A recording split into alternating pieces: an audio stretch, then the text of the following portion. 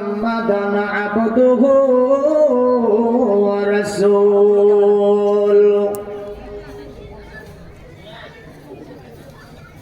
أما بعد فأعوذ بالله من الشيطان الرجيم بسم الله الرحمن الرحيم يا أيها الذين آمنوا استجيبوا لله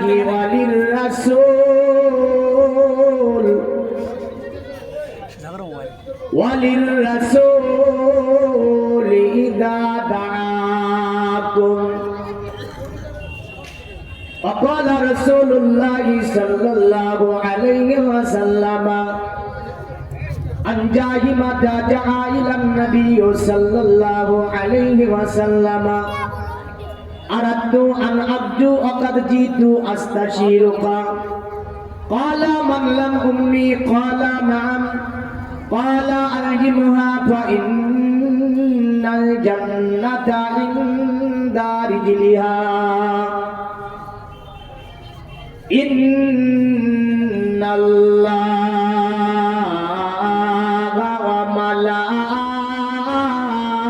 وملائكته يصلون على النبي يا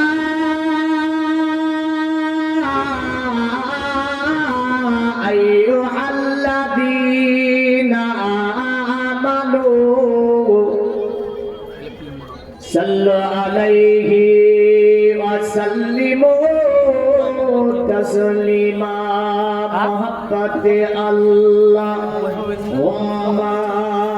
صل على سيدنا مولانا محمد وعلى آله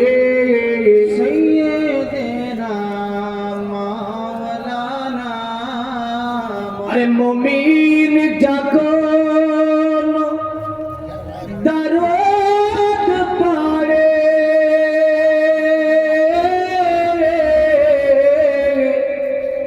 বসেও নিজের ঘরে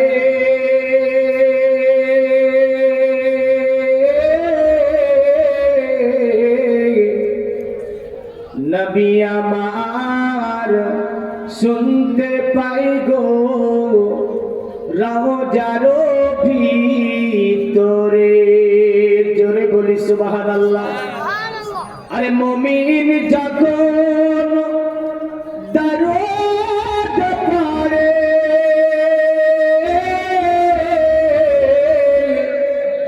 বসেও নিজের ঘরে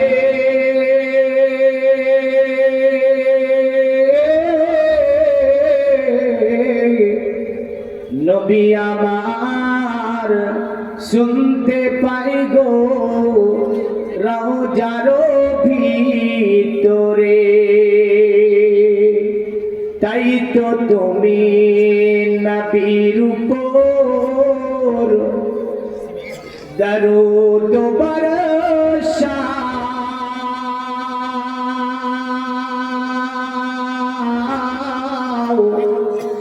প্রান্তি খুলে দুলে দুলে সাল্লি আলা আল্লাহুম্মা সাল্লি আলা সাইয়্যিদিনা মাওলানা মুহাম্মদ ওয়া আলা আলিহি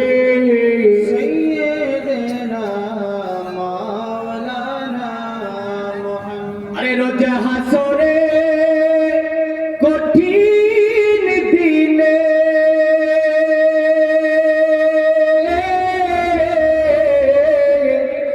কে তারাবে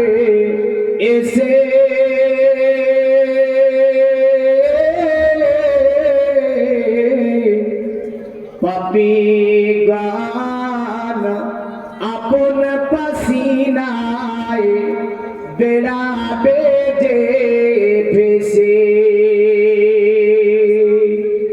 সেই দিন যদি তুমি শান্তি পেতে চাও,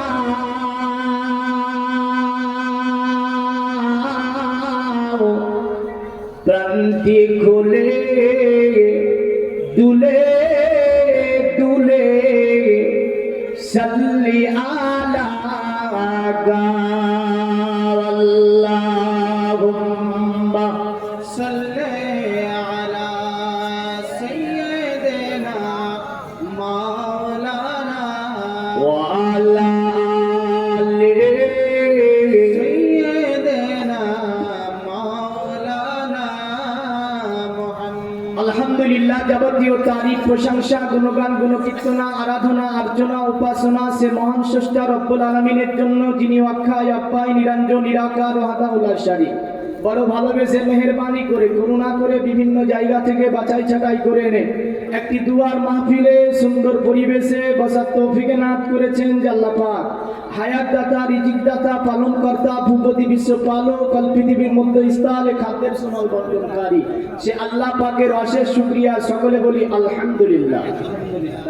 আর একটু আসতে বলেন তো দেখি, ঠিক আছে?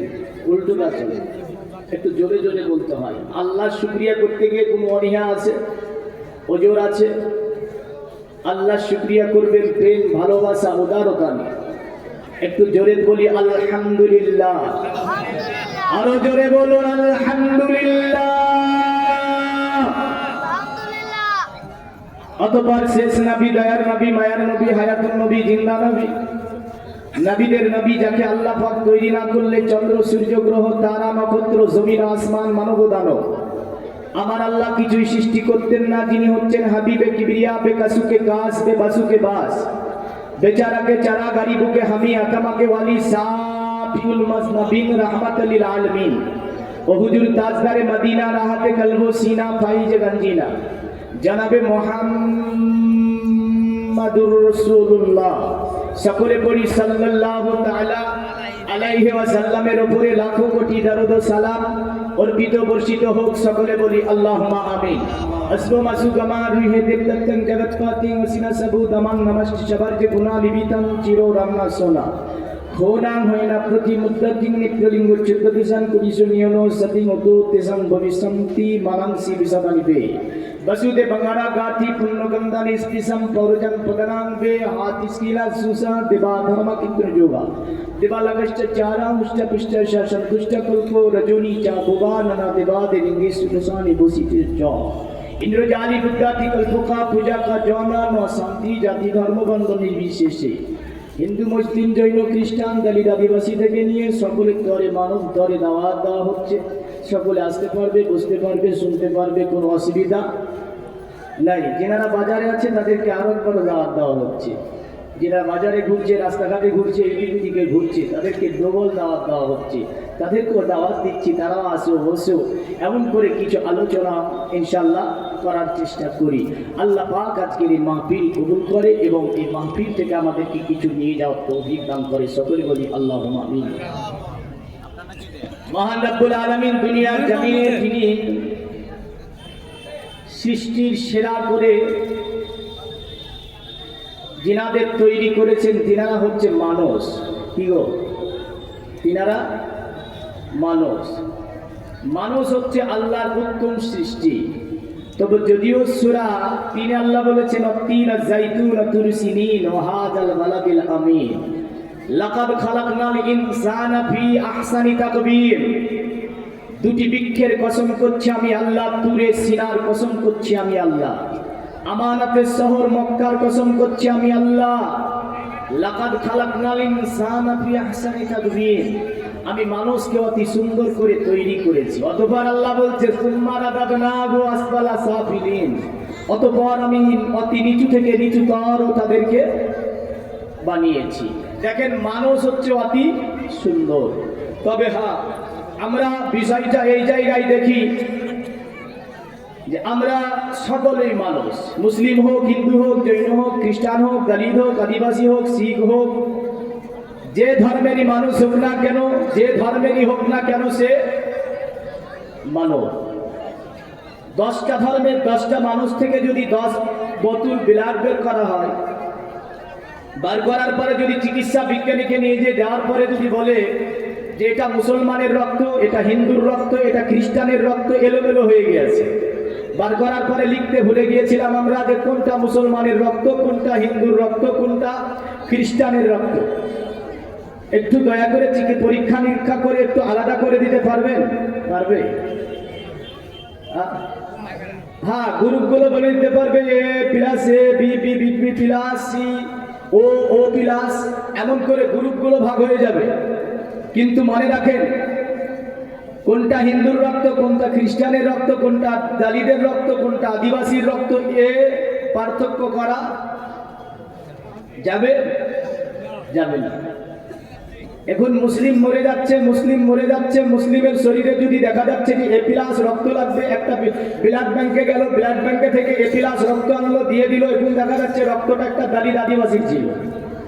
এখন এই রক্তটা যাবার পরে ব্যাক আসবে নাকি যে এ আমি থাকবো না এখানে, বা আমি নেব না? এ বলবে? এ বলবে? বলবে না। যে ব্যাক দেবে না, দরকার নিয়ে নেবে।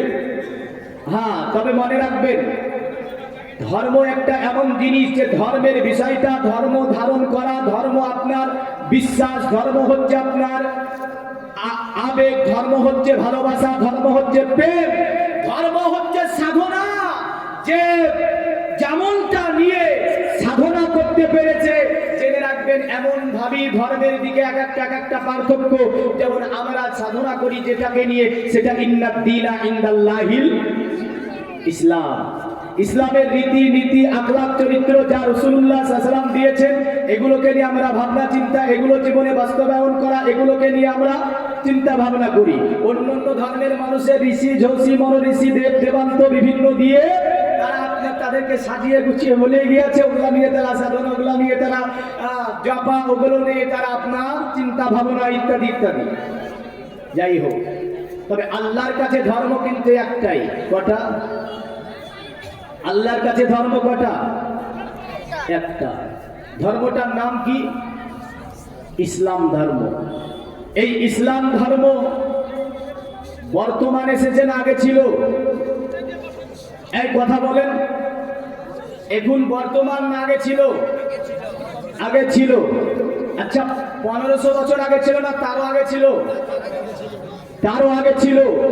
বুঝা গেল আদম নবী আলাইহিস সালাম যে ধর্ম মানতেন, আদম নবী যে আলাইহিস সালাম যে ধর্ম করতেন, সেই ধর্মটাই হচ্ছে ইসলাম ধর্ম। শীষ নবী যে ধর্মটা করত, সেটা ছিল ইসলাম ধর্ম। ইদ্রিস নবী আলাইহিস সালাম যে ধর্মটা করত, সেটাও ছিল ইসলাম ধর্ম। ইব্রাহিম আলাইহিস সালাম যে ধর্মটা করত, সেটাও ছিল ইসলাম ধর্ম।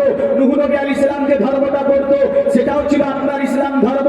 মুসা কালিমুল্লাহ যে ধর্মটা করত, সেটাও ছিল ইসলাম ধর্ম।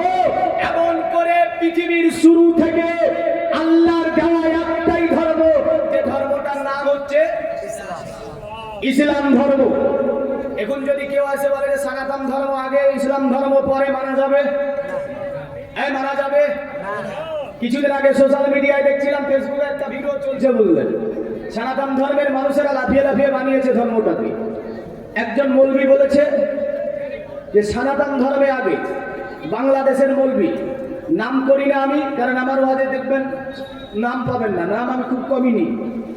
তো ওই জায়গাটুক কেটে দিয়ে দিয়েছে, এরা লাফাচ্ছে যে আমাদের ধর্ম আগে, আমাদের ধর্ম আগে।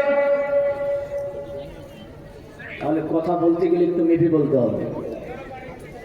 বোঝা গেল আল্লাহর কাছে স্রষ্টা যিনি, এই যে সমগ্র সৃষ্টি জগৎকে যিনি সৃজন করেছেন, তিনার যে দেওয়া ধর্ম, সেটার নামই হচ্ছে ইসলাম ধর্ম। যদি বলেন সুবহানাল্লাহ।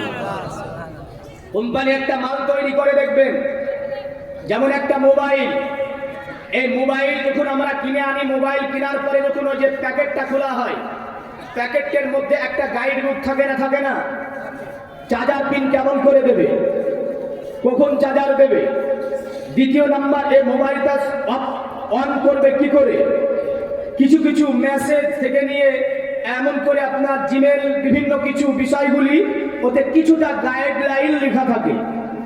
একটা কোম্পানি যখন একটা ওষুধ বের করে, ওই ওষুধের মধ্যে দেখবেন একটা পার্চা ভরা থাকে, ওষুধের কম্পোজিশন বলা থাকে, এমন করে ওষুধটা এমডিরা কি দিয়ে তৈরি করলো তা কিছু বিষয় আলোচনা থাকবে, ওষুধটা ইউজ প্রক্রিয়া থাকবে, মানে কেমন করে ওষুধটা ব্যবহার করতে হবে, ওষুধটা পার্শ্ব প্রতিক্রিয়া কত তা সেখানে লেখা থাকবে। দ্বিতীয় নাম্বার, এই ওষুধের গুণাগুণ কি, আপনার শরীরে গিয়ে কি কাজ দেবে তাও লেখা থাকে না, থাকে না? আমরা ছিঁড়ে ফেলে দিই। আমার আল্লাহ মানব তৈরি করলো আদমকে, মনে রাখবেন, এ আদম নবীকে তৈরি করে আল্লাহ রাব্বুল আলামিন একটা গাইড বুক তৈরি করলেন, একটা গাইড বুক আল্লাহ পাক রচনা করলেন মানব জাতির তরে। যে গাইড বুকটার নাম হচ্ছে আল কোরআন। জোরে বলেন সুবহানাল্লাহ। এটার নাম কি? আল কোরআন। আল কোরআন হচ্ছে মানব জাতির জীবন ব্যবস্থা। মানব জাতি কি করে চলবে, এদের চলা বলা, কর্ম ধর্ম, খাওয়া দাওয়া, পোশাক আশাক, শিক্ষা জীবন, অর্থনৈতিক জীবন, সাংস্কৃতিক জীবন থেকে নিয়ে এক কথা একটা মানব জীবনে যা কিছু প্রয়োজন সমস্ত কিছু আমার আল্লাহ পাক এই গাইড বুকের মধ্যে দিয়ে দিয়েছে। জোরে বলবেন না? কিন্তু দুঃখের বিষয় এটা, বর্তমান সমাজে 95% মানুষ কোরআন পড়া জানে না। ঠিক না ভুল? এই ঠিক বলছি না? 95% মানুষ কোরআন পড়া জানে না, 95% মানুষ নামাজ পড়ে না। আর এরা বলে কি জানেন, যে আমরা নবীর দিও না। কি বলে? আমরা নবীর দিও না।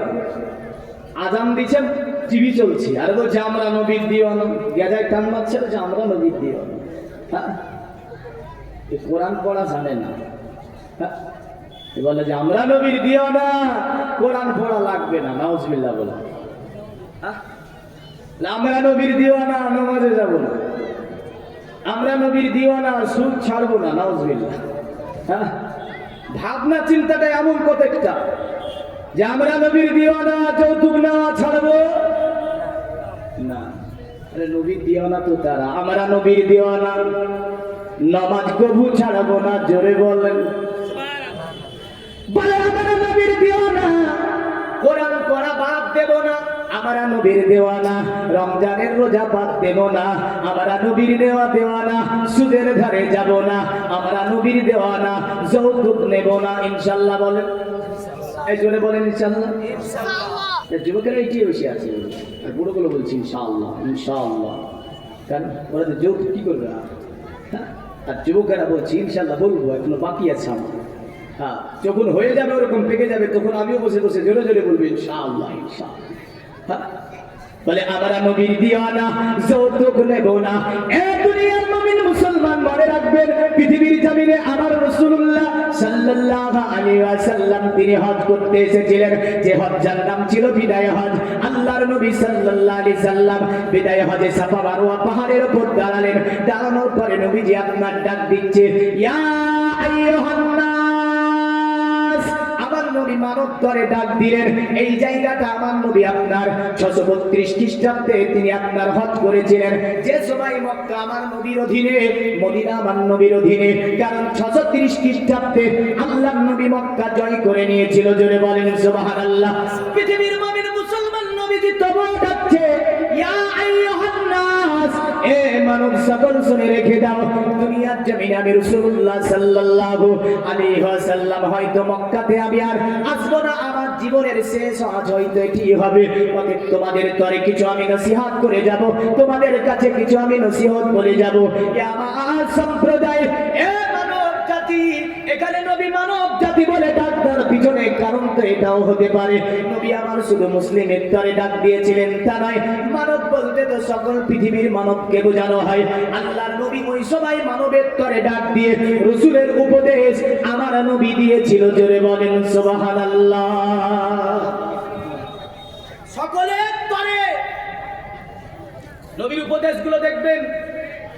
আজ বিশ্বে গবেষণা করে বলল, শোনো, আব্দুল্লাহ ছেলে মোহাম্মদ যদি দুনিয়াতে না আসতো, আমরা শিক্ষা দীক্ষা থেকে নিয়ে এমন করে আমরা এই পৃথিবীর জমিনে চন্দ্র ভ্রমণ থেকে নিয়ে পৃথিবীতে আমরা আটলান্টিক প্রশান্ত মহাসাগরের ফয়সালা থেকে নিয়ে পৃথিবীর জমিনে আমরা মাঝি ও চিকিৎসা বিজ্ঞানী থেকে চিকিৎসা শাস্ত্র থেকে নিয়ে এক কথায় বিজ্ঞানের কোন থিওরি, বিজ্ঞানের কোন কার্যকলাপ মুহাম্মদ সাল্লাল্লাহু আলাইহি ওয়াসাল্লামকে বাদ দিয়ে উন্নত শিখরে পৌঁছাতে পারে?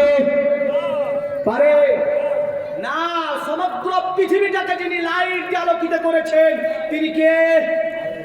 জোরে বলেন তিনি কে? এই যে লাইটটা জ্বলছে দেখছেন না, বিজ্ঞানের দুটি জিনিস কাজ করে, একটা হয় লাইট, একটা হয় বিদ্যুৎ। লাইট আর বিদ্যুৎ ছাড়া বিজ্ঞান কখনো গবেষণা করতে পারবে না। বিজ্ঞানের লাইটের দ্রুত গতি, সবচেয়ে দ্রুত যেতে পারে কোন জিনিস? এই বলেন, একটু বলেন, কথা বুঝতে অসুবিধা হচ্ছে নাকি? অসুবিধা হলে বলেন, অন্য করে দেবো। সবচেয়ে দ্রুত যেতে পারে কোন জিনিস? লাইট। কি যেতে পারে? 1 সেকেন্ডে 1,86,000 কিলোমিটার চলে যেতে পারে। জোরে বললেন। 1 সেকেন্ডে 1,86,000 মাইল চলে যেতে পারে। যে বস্তুটা, সেটার নাম হচ্ছে আলো, লাইট। আচ্ছা, পর্বতমালা যেগুলো আছে, বা একটা গার্ড দিয়ে লাইটকে আটকে দেওয়া যায় না, যায় না? সেখান থেকে লাইট প্রতিফলিত হয়, ফিরে আসে, মানে ওই দিকে যেতে পারে না। হ্যাঁ, তবে আধুনিক বিজ্ঞানের কিছু লাইট আছে, মনে রাখবেন, যেটা প্রতিফলিত নয়, একদম আপনার শরীরের মধ্যে যাবে। যাবে না? যাবে না। যেমন বিজ্ঞান তৈরি করলো লাইট, একটার নাম হচ্ছে এক্স রে, গামা রে, রন্টেজেন রে, এমন করে আপনার কসমিক রে। মধ্যেকার হাড্ডিটা ফেটে গিয়েছে, এক্স রে করার পরে বিজ্ঞান বলে দেবে আপনার কেমন করে, অতএব কোন হাড্ডিটা কতটা ফেটেছে। কিন্তু বিজ্ঞানের এত তীক্ষ্ণ লাইট, যেটা আমাদের শরীরের চামড়াকে ভেদ করে আপনার চলে যেতে পারে। আমি যদি বিজ্ঞানকে বলি, বলো তোমার এত তীক্ষ্ণ লাইট তৈরি করেছো তুমি, যেটা মানুষের শরীরের মধ্যে পুশ করে যেতে পারে, তুমি কি বলতে পারবে? অতএব মানুষের শরীরে যে কারো অন্ধকার আছে, যেটার নাম হচ্ছে আপনার কি, যেটার নাম হচ্ছে জুলমা, মানে যে কোনো মানুষ, কেউ মানুষ আল্লাহকে চিনতে পারে না, রাসূলুল্লাহকে জানতে পারে না, দ্বীনে ইসলাম কি বুঝতে পারে না, ওদেরকে জুলমা মানে অন্ধকার দিয়ে বোঝানো হয়েছে। বিজ্ঞানের পৃথিবীতে কোন লাইট বিজ্ঞান তৈরি করতে পারেনি। ওই জুলমা বলতে অন্ধকারকে, মানুষের মধ্যকার অন্ধকারকে আলোকিত করবে। তাই তারা গবেষণা করে বলল, শোন, মানুষের মধ্যকার ওই যে লাইট, অতএব জুলমাকে যদি আমরা অতএব আলোকিত করতে চাই, এই আলো পৃথিবীর কোনো বিজ্ঞানের লাইট দিয়ে করা যায় না। এই আলো যেটা দিয়ে করা যায়, সেটা হচ্ছে আমিনার লাল, আব্দুল্লাহ লাত্তজিগার, জনাবে মুহাম্মদুর রাসূলুল্লাহ লাইট যখন মানুষের অন্তরের মধ্যে চলে যায়, তখন মানুষের জীবনকে আলোকিত করে দেয়, ও যেন হেদায়াত পেয়ে যায়। এমন করে ওই ব্যক্তির যেন পুরা জীবনটা আলো হয়। জোরে বলেন সুবহানাল্লাহ। বোঝা গেল মুহাম্মদ সাল্লাল্লাহু আলাইহি ওয়াসাল্লামের মতো লাইট পৃথিবীর জমিনে কোনো বিজ্ঞান তৈরি করতে পারেনি। এখন আমি আজ আমার নবী ডাক দিচ্ছে, ইয়া আইয়ুহান নাস, এ মানব সকল। চতুর্দিকে দাঁড়িয়ে আছে মানুষেরা। নবী বললেন প্রথম বাক্য, শোনো, আমি তোমাদের জন্য সুদকে হারাম করে দিলাম। জোরে বলেন সুবহানাল্লাহ। বলেন সুদ হারাম করেছে কে? আমার নবী সুদকে হারাম করেছে। নবী বলছেন, খাস করে আব্বাস বিন আব্দুল মুতাল্লিবের সুদকে আমি নবীজি আমার কদম তলে আমি পুঁতে দিলাম। ওই সময় রাসূলের চাচা আব্বাস, তিনি ছিলেন আপনার সাফার নিচে দাঁড়িয়েছিলেন। আব্বাস দাঁড়িয়ে দাঁড়িয়ে আমার নবীজির দিকে তাকাচ্ছেন। আল্লাহর নবী বলছে, খাস করে আব্বাস বিন আব্দুল মুতাল্লিবের সুদকে আমি নবীজি রহিত করে দিলাম। যে আব্বাসের টাকা দেওয়া ছিল সুদের উপরে, বললেন এই আব্বাস বাচ্চা আব্দুল্লাহ ছেলে মোহাম্মদ আমার ভাতিজা, তিনি বললেন সুদকে আমি হারাম করে দিলাম। আর আমার নাম নিয়ে বলল, আব্বাস বিন আব্দুল মুতাল্লিবের সুদকে আমার কদম তলে আমি পুঁতে দিলাম। আব্বাস আপনার সাফা মারোয়ার উপর চড়ে গেল। সাফা মারোয়ার উপর চড়ে যাবার পরে আল্লাহর নবীর ডান হাত খানাকে আব্বাস ধরে ফেলেছে।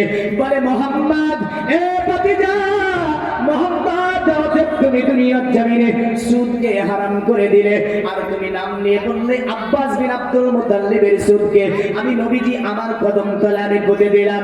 এ মোহাম্মদ, আমি আব্বাস কথা দিলাম পুরা আরবে আমার সুদের উপরে টাকা দেওয়া আছে, আমি হজ্জিয়তের এত বড় টাকা আপনার, এত বড় তিনি আপনার মালদার ছিলেন আব্বাস, পুরা আরবে 3 টাকা দেওয়া ছিল। নবীজিকে বলল নবীজি, নবীজি যেহেতু আপনি সুদকে হারাম করে দিয়েছেন, সুদকে আপনি কদম তলে আপনার পুঁতে দিয়েছেন, আমি আব্বাস আমি এলান করলাম পুরা আরবে যত আমার আসল টাকা দেওয়া আছে আমি আব্বাস সেই টাকাগুলোকে আমি যেন মাফ করে দিলাম, আমি কারো কাছে ওই টাকা ফিরিয়ে নেব না। আল্লাহর নবী আব্বাসকে গলার সঙ্গে জড়িয়ে ধরলেন, আমার নবী আল্লাহর কাছে দোয়া করলেন, ওগো আল্লাহ আমার চাচা আব্বাস যেহেতু সুদ আমি রাসূল হারাম করেছি, কিন্তু আমার চাচা আব্বাস যেহেতু আসল টাকাকে মাফ করে দিয়েছে, এ আমার আল্লাহ আব্বাসের এই নিয়াতকে তুমি কবুল করে নাও, এ আমার আল্লাহ। এমনকি এর প্রতি সকল মুমিন মুসলমান থেকে নিয়ে জাতিকে এর প্রতি আমল করার তৌফিক দাও, জোরে বলেন সুবহানাল্লাহ। এ দুনিয়ার মুমিন মুসলমান, নবীজি আবার ডাক দিচ্ছেন, ইয়া আইয়ুহান নাস, এ মানব সকল শুনে রেখে দাও, আমি নবী হয়তো দুনিয়ার জমিনে, আমি নবী হয়তো এই মক্কাতে আসবো কিনা জানি না, আমার জীবনের হয়তো এটাই শেষ হজ হতে পারে, তবে আমি তোমাদের জন্য কিছু নসিহত দিয়ে যাচ্ছি। শোনো মানব সকল, যত জাহেলি প্রথাগুলি রয়েছে আমি রাসূলুল্লাহ সব প্রথাগুলিকে আমার কদম তলে আমি পুঁতে দিলাম। জাহেলি প্রথা আছে না নাই?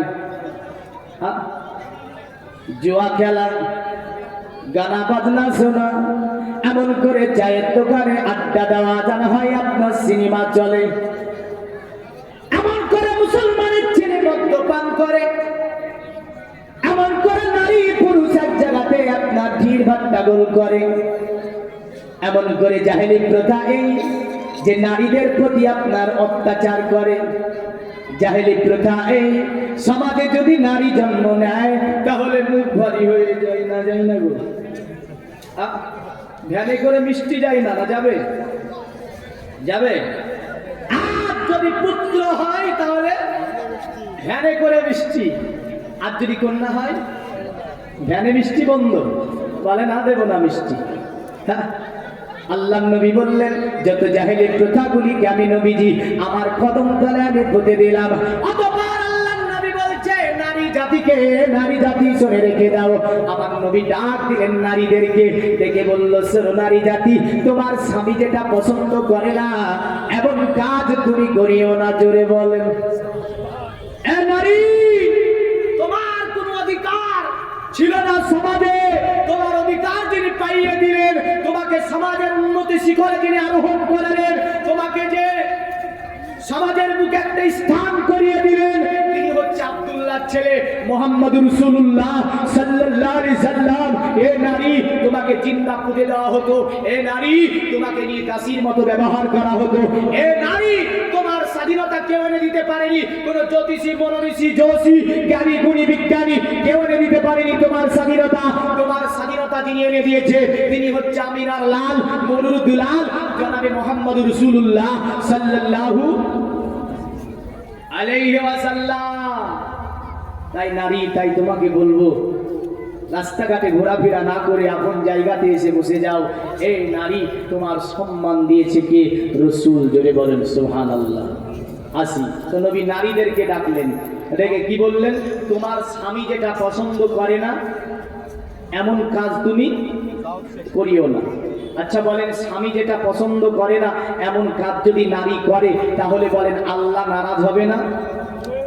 খুশি হবে? আল্লাহ নারাজ হবে। একজন স্ত্রী রাসূলুল্লাহ দরবারে এসেছে, বললেন একজন নারী নবীর আদালতে এসেছে। খুব মনোযোগ, কারণ বর্তমান আমাদের পারিবারিক যে পরিস্থিতি চলছে, বললেন এই পরিস্থিতি এক ধরনের জাহান্নাম বিরাজ করছে কিছু পরিবারে, ঠিক না ভুল? কি বিরাজ করছে? জাহান্নাম। কেন জানেন? প্রতিটা পরিবারে নামাজের কাজ আছে, স্বামীর খিদমতের কাজ আছে, রোজার কাজ আছে, কিন্তু সিরিয়ালের কাজা নাই। এমন পরিবার আছে না নাই? সব কাজা আছে বললেন, কিন্তু সিরিয়াল কাজা নাই। এই সব কাজা রাখে, সফিক কাজা রাখে না, ঠিকঠাক করা আছে বললেন। হ্যাঁ, তো পরিবারে বরকত হবে, নাকি অবরকত হবে, উন্নতি হবে, পরিবার না অবনতি হবে? ওই স্ত্রী স্বামীর খিদমাত করবে নাকি স্বামীরে বলবে যে এনে খাও, খিদমাত করবে?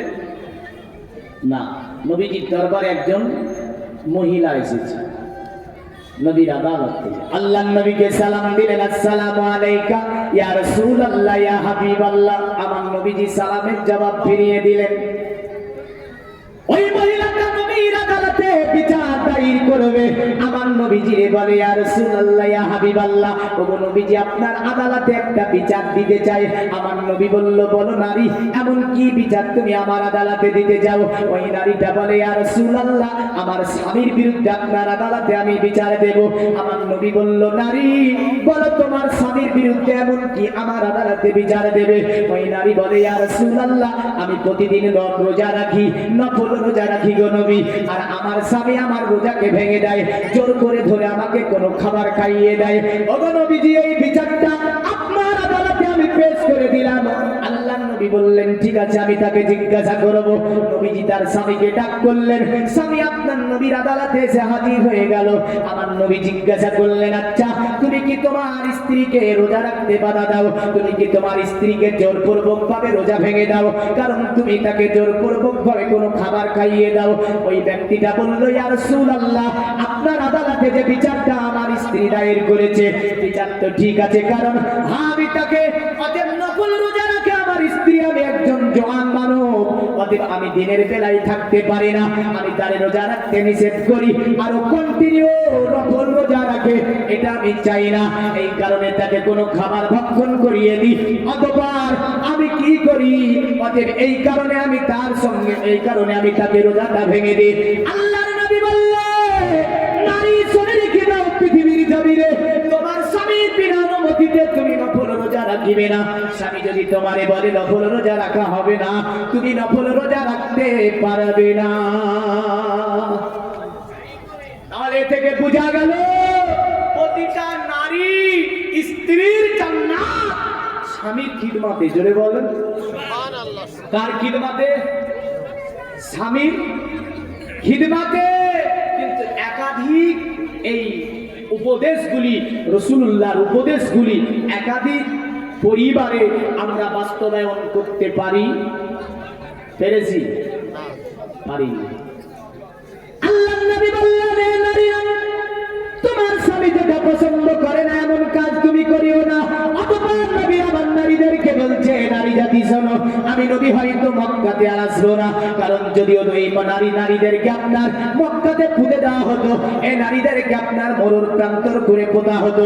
নবী বলে, নারীগণ শোনো, তোমাদের অধিকার ফিরিয়ে দিয়েছি, আমি নবী পাক তোমাদের সম্মান বুঝিয়ে দিয়েছি, আমি নবীজি সাল্লাল্লাহু আলাইহি সাল্লাম তোমাদেরকে সমাজের উন্নতি শিখর আরোহণ করিয়ে দিয়েছি। তোমার স্বামীর বিনা অনুমতিতে তোমার বাড়িতে কাউকে তুমি প্রবেশ করতে দেবে না, যেটা তোমার স্বামী হয়তো পছন্দ করবে না। তোমার স্বামীর বিনা অনুমতিতে অন্য কোনো পরপুরুষ তোমার বাড়িতে প্রবেশ করতে দেবে না, এমনটা উপদেশ আমার নবীজি দিয়ে দিলেন। বলেন তো আমার নবী কত সুন্দর উপদেশটা দিলেন, যে স্বামীর বিনা অনুমতিতে অন্য কোনো পরপুরুষ তোমার বাড়িতে প্রবেশ করতে দেবে না। অতঃপর নবীজি বলল, শোনো অতএব মক্কার মানুষেরা, আমি নবীজি আমার জীবনের হয়তো এটাই শেষ হজ, তবে আমি নবী যদিও চলে যাই পৃথিবীর জমিন থেকে, যদিও আমি নবী চলে যাই, তবে আমি নবীজি কিছুই নিয়ে যাব না, সবগুলো তোমাদের কাছে নিয়ে রেখে যাব আমি নবীজি। তবে তোমাদের কাছে দুটি জিনিসের কথা বলবো। আল্লাহর নবী বললেন, এক নম্বরে কিতাবুল্লাহ, আমি তোমাদের কাছে কিতাব আল্লাহর কোরআন রেখে যাব, আর একটা হচ্ছে সুন্নাতে রাসূলুল্লাহ, আমি নবীজি আমার হাদিস শরীফ রেখে যাব। এই দুটি জিনিসকে যদি বুকের সঙ্গে আঁকড়িয়ে ধরে থাকতে পারো, পৃথিবীর কোন শক্তি তোমাদেরকে আক্রমণ করতে পারবে না। জোরে বলেন সুবহানাল্লাহ। তোমরা অত্যাচারিত হবে না, তোমরা নির্যাতিত হবে না, তোমরা পদদলিত হবে না। আল্লাহর নবী আজ থেকে 1500 বছর আগে বললেন, শোনো দুটি জিনিস তোমাদের কাছে রেখে যাব, একটার নাম হচ্ছে আল কোরআন, দ্বিতীয় নাম হচ্ছে হাদিস। এই দুটি জিনিসকে তোমরা মেনে চলবে, পৃথিবীর কোন শক্তি তোমাকে অত্যাচারিত করতে পারবে না। কিন্তু আমাদের ঘরে কোরআন, আমরা কোরআন পড়ি, আমাদের সিনাতে কোরআন, আর আমরা অন্য জাতি দ্বারা পরিচালিত হয়েছি। আল্লাহুম্মা সাল্লি আলা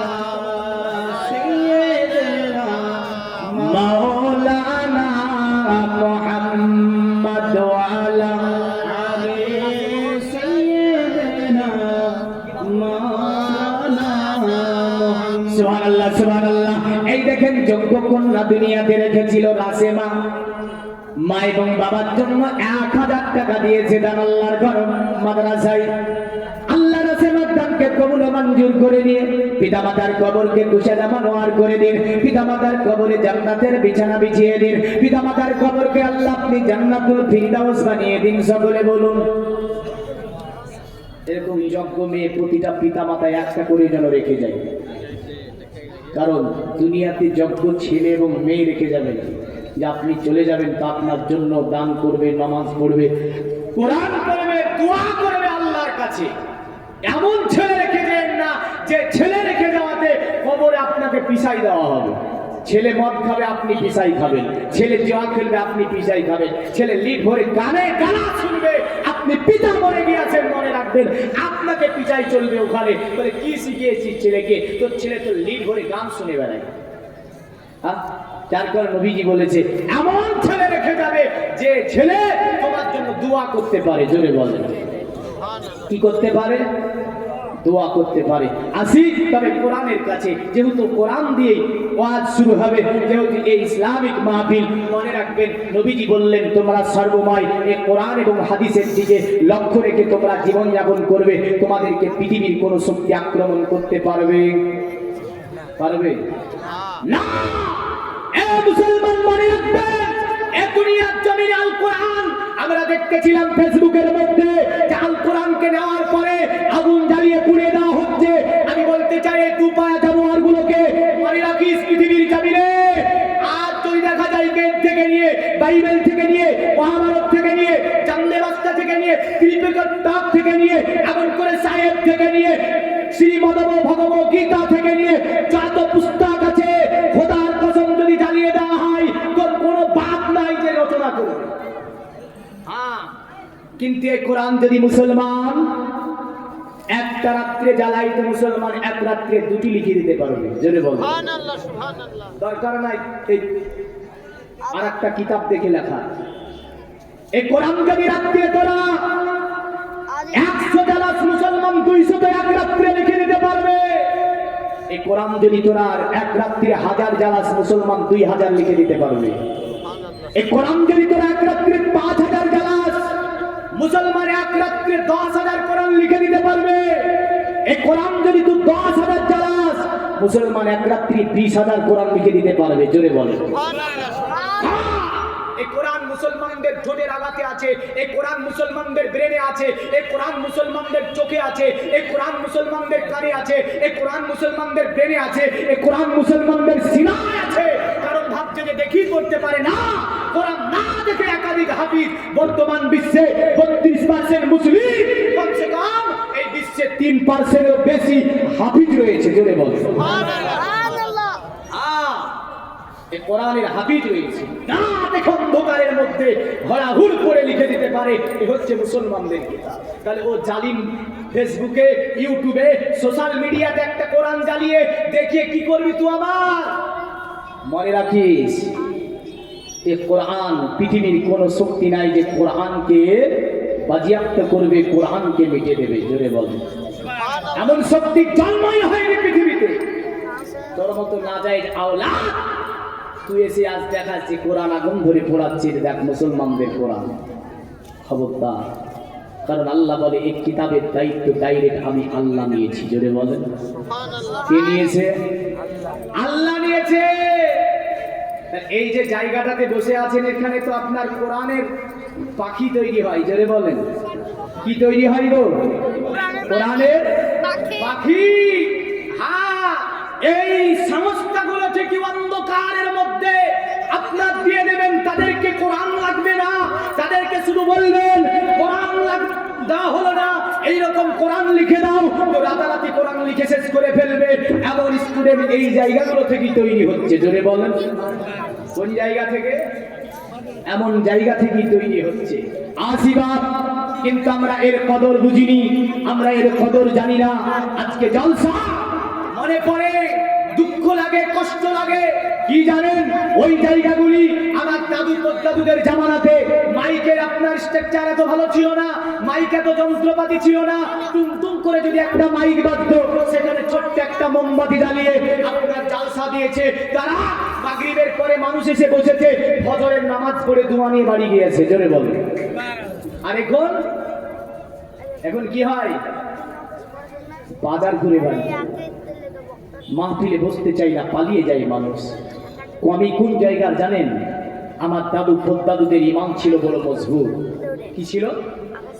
ইমান ছিল বড় মজবুত। আর আমাদের ইমান হয়েছে কাদামাটি। এই ইমানে কিছু কাজ হয় না, যার কারণে আমরা ইসলামিক মাহফিলের কদর বুঝতে পারি না।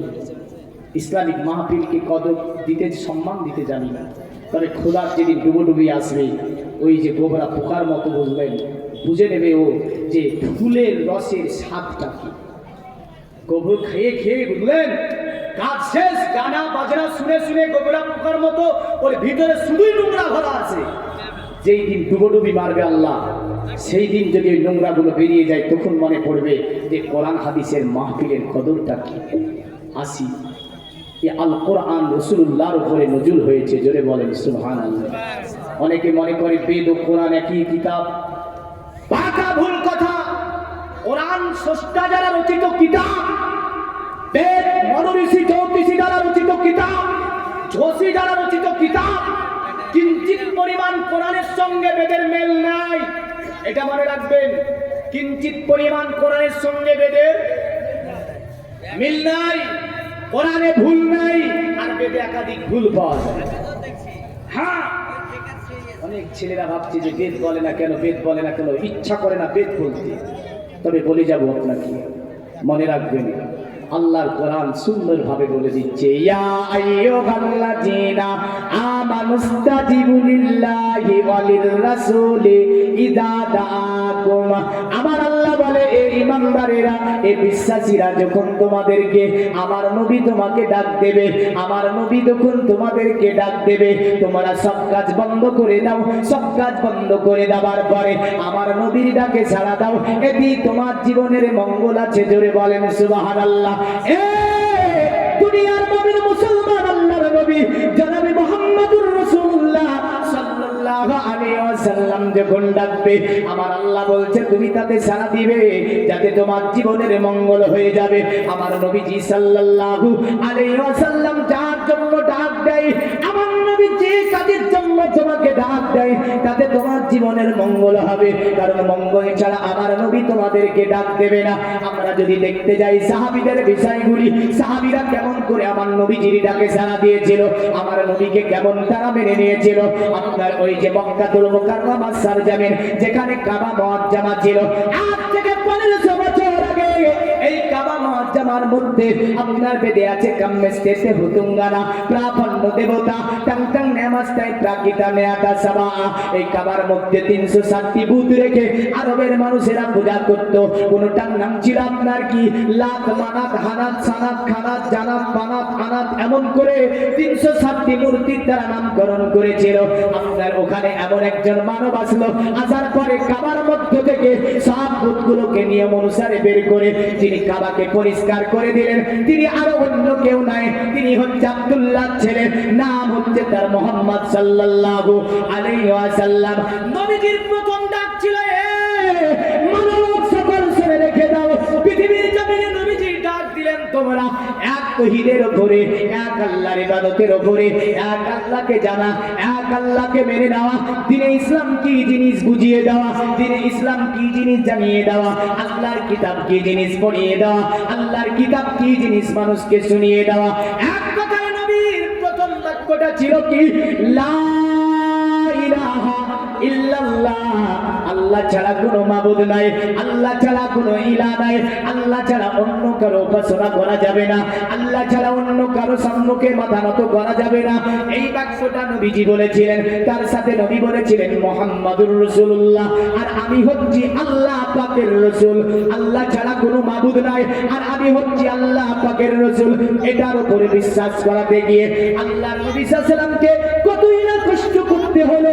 তাই নবীজির উপরে করে পাথর মারল, কিন্তু নবীজি তাদের উপরে বদদোয়া করলেন না। এমন করে কাবা মুআজ্জামার পাশে আমার নবীজির উপরে এত পাথর দ্বারা চালালো, নবীজির শরীর যদিও রক্তে রক্তিত, হযরতে আবু বকরের শরীর রক্তে রক্তিত, তবু আমার নবী তাদের জন্য বদদোয়া করলেন না। মনে রাখবেন, কাবা মুআজ্জামার পাশে একজন ব্যক্তি আপনার বিশ্বাস করে নিয়েছে লা ইলাহা ইল্লাল্লাহ, আল্লাহ ছাড়া কোনো মাবুদ নাই, আল্লাহ ছাড়া কোনো উপাস্য নাই। যে ব্যক্তিটা হেজাজকে ঝাড়ু লাগাতো, কাবা মুআজ্জামাকে আপনার কি করতো? ঝাড়ু লাগাতো। এই ব্যক্তির আপনার মুহাম্মাদের কথাটার উপরে কোনো বিশ্বাস এসে গেল, তাই সে পড়ে নিল লা ইলাহা ইল্লাল্লাহ মুহাম্মাদুর রাসূলুল্লাহ। এটা যে ব্যক্তি অন্তরে পড়বে, জবানে বিশ্বাস করবে, একে কি বলা হবে? মুসলমান। কি বলা হবে? একে বলা হবে মুসলমান। যে এই বাক্যটার অর্থ হচ্ছে আল্লাহ ছাড়া কোনো মাবুদ নাই। আচ্ছা, আল্লাহ ছাড়া কোনো আর মাবুদ আছে? এই কারণে আপনার অথর্ব বেদেও বলেছে যতদা বলদা যৎস বিশ্ব যৎ চায় মৃতাং যৎস দেবা যৎ চায় মৃত। এই বিশ্ব ভূমণ্ডলের মালিক উনি হচ্ছে যিনি সৃষ্টিকর্তা। পূজা যদি করতে হয় তারই পূজা করো, তেনার ছাড়া অন্য কারো পূজা করা যাবে না। যদি এই বিশ্ব ভূমণ্ডলকে সৃষ্টি করার পূজা করতে পারো, তাহলে মৃত্যুর পরে তুমি স্বর্গ লাভ করিবে। গীতাই বলল পিতা হাসিলাকাস্য চরাচরস্য তপস্য পূজাচ্চ গুরুগরিয়াম না তপসমহস্তগতন্নয় হস্ত প্রতিমপ্রভাব। আল্লাহ যিনি সকলের মালিক হচ্ছেন তিনি, আল্লাহ যিনি সকলের সৃষ্টিকর্তা হচ্ছেন তিনি, আল্লাহ যিনি সকলের গুরু তিনি, আল্লাহ যিনি তিনারই পূজা করতে হবে, তিনার ছাড়া অন্য কারো পূজা করা যাবে না।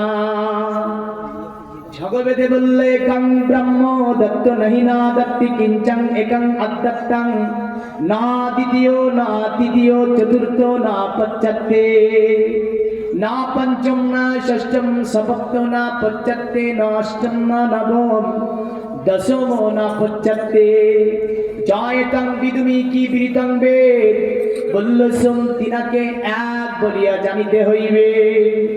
ওই একের সঙ্গে অন্য কারো তুলনা হবে না। বলল কেন গো? বলে না দ্বিতীয় না তৃতীয় চতুর্থ না পঞ্চমে, মানে তার দ্বিতীয় তৃতীয় চতুর্থ পঞ্চম কোনটাই হয় না। না সপ্তম না সপ্তম না সপ্তম না অষ্টম দশম না পঞ্চমে, অতএব তিনার সপ্তম অষ্টম নবম দশম কোনটাই হয় না। জয়তং বিদুমি কি বৃতং বেদ, তাকে যারা একক বলিয়া জানিবে তাহারাই তাহাকে প্রাপ্ত হইবে। আমার করি আপনার মনে রাখবেন, কোন বেদের মধ্যে একটা মন্ত্রে কেবল আল্লাহ শব্দটা ব্যবহার হয়েছে, অন্য কোন শব্দে আল্লাহ ব্যবহার হয়নি। যে শব্দগুলো ব্যবহার হয়েছে আমার আল্লাহর শানে বড় বেয়াদবি, আমার আল্লাহর শানে বড় আপনার গুস্তাখি, এমন শব্দ আল্লাহর শানে ব্যবহার করা যাবে না। যেমন ঈশ্বর বলে আল্লাহকে ডাকা যাবে না, যেমন ব্রহ্ম বলে আল্লাহকে ডাকা যাবে না, বিষ্ণু বলে আল্লাহকে ডাকা যাবে না। আপনার এমন করে আমার আল্লাহকে আপনার প্রভু বলে ডাকা যাবে না, আল্লাহকে গড বলে ডাকা যাবে না, আল্লাহকে শ্রাবন্তী ভগবতী বলে ডাকা যাবে না। তাদের কিতাবে যদিও কখনো শ্রাবন্তী ভগবতী, কখনো পার্বতী, কখনো আমার আল্লাহকে ষষ্ঠী, এমন করে আমার আল্লাহকে আপনার শ্রেবতী, এমন করে আমার আল্লাহকে বলতে গিয়ে ভগবান বলেছে আমার আল্লাহর সামনে এই শব্দ ব্যবহার হয় না। আল্লাহকে ডাকতে গেলে আল্লাহ বলেই ডাকতে হবে, আল্লাহ ছাড়া অন্য কোনো শব্দে আমার আল্লাহকে ডাকা যাবে না। তাই আপনার বেদ বলতে গেলে আল্লাহর নামে বেদবি করা হয়। মনে রাখবেন, আল্লাহর নামে বেদবি চলে না।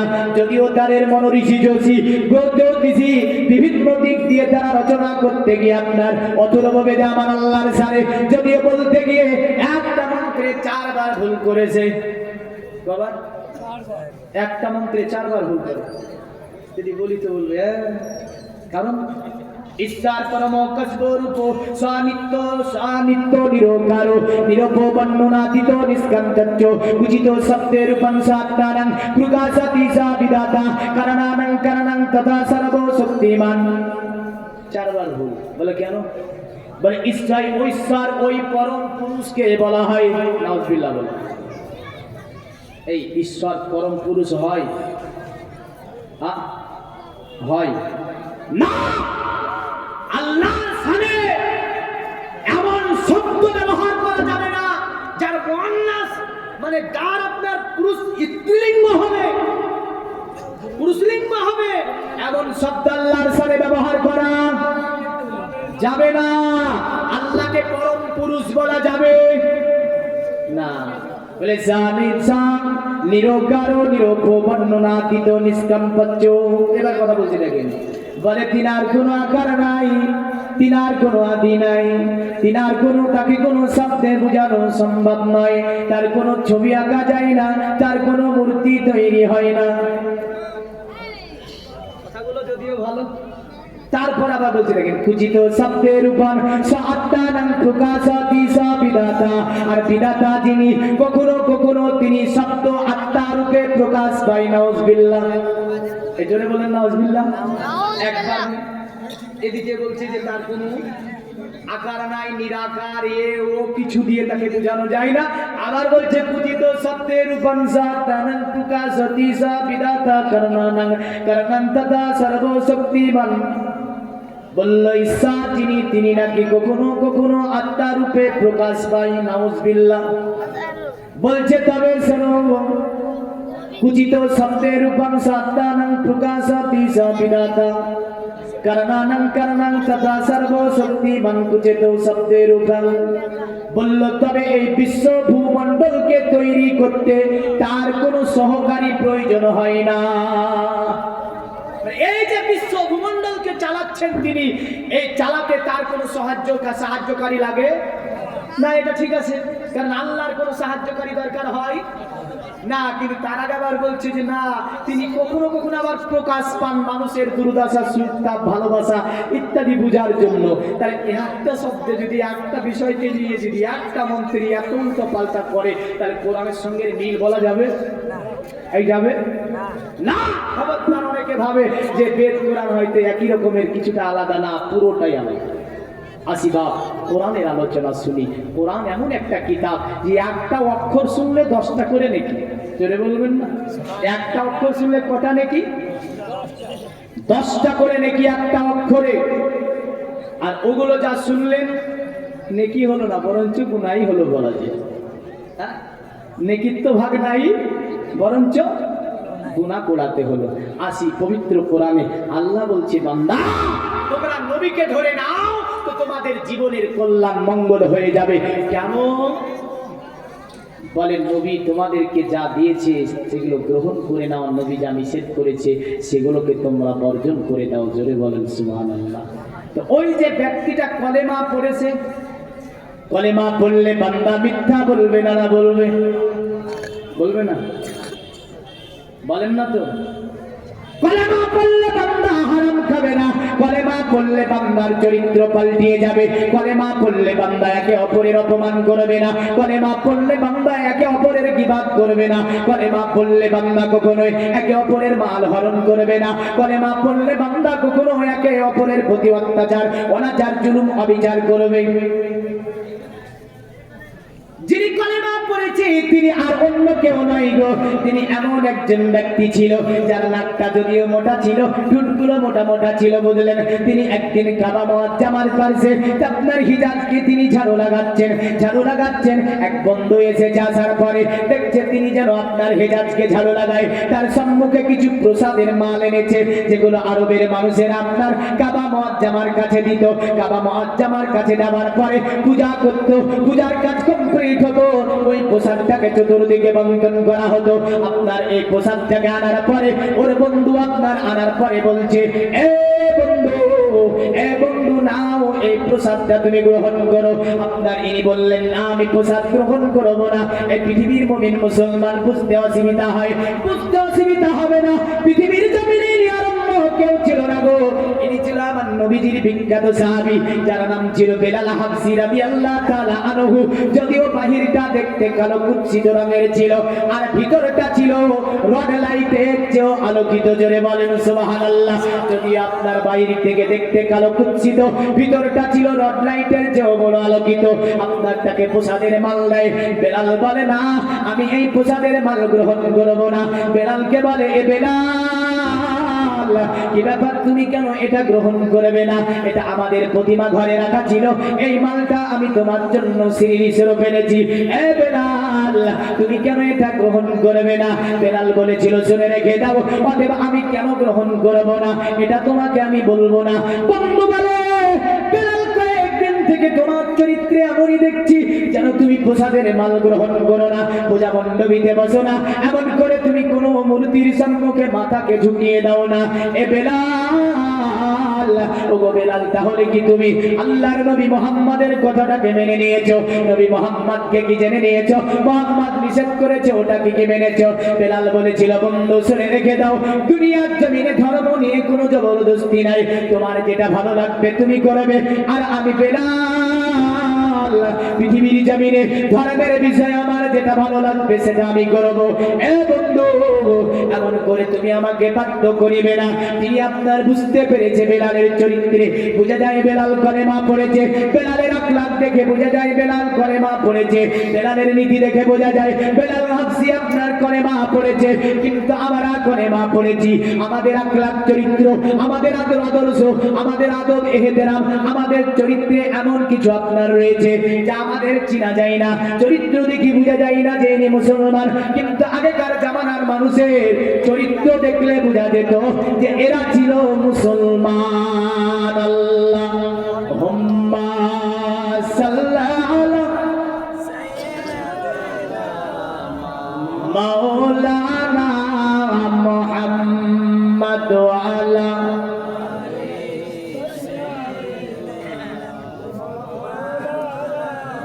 একদিন তোমাকে পরিয়ে কাফন, আত্মীয় স্বজন করবে দাফন। করবে না? করবে না?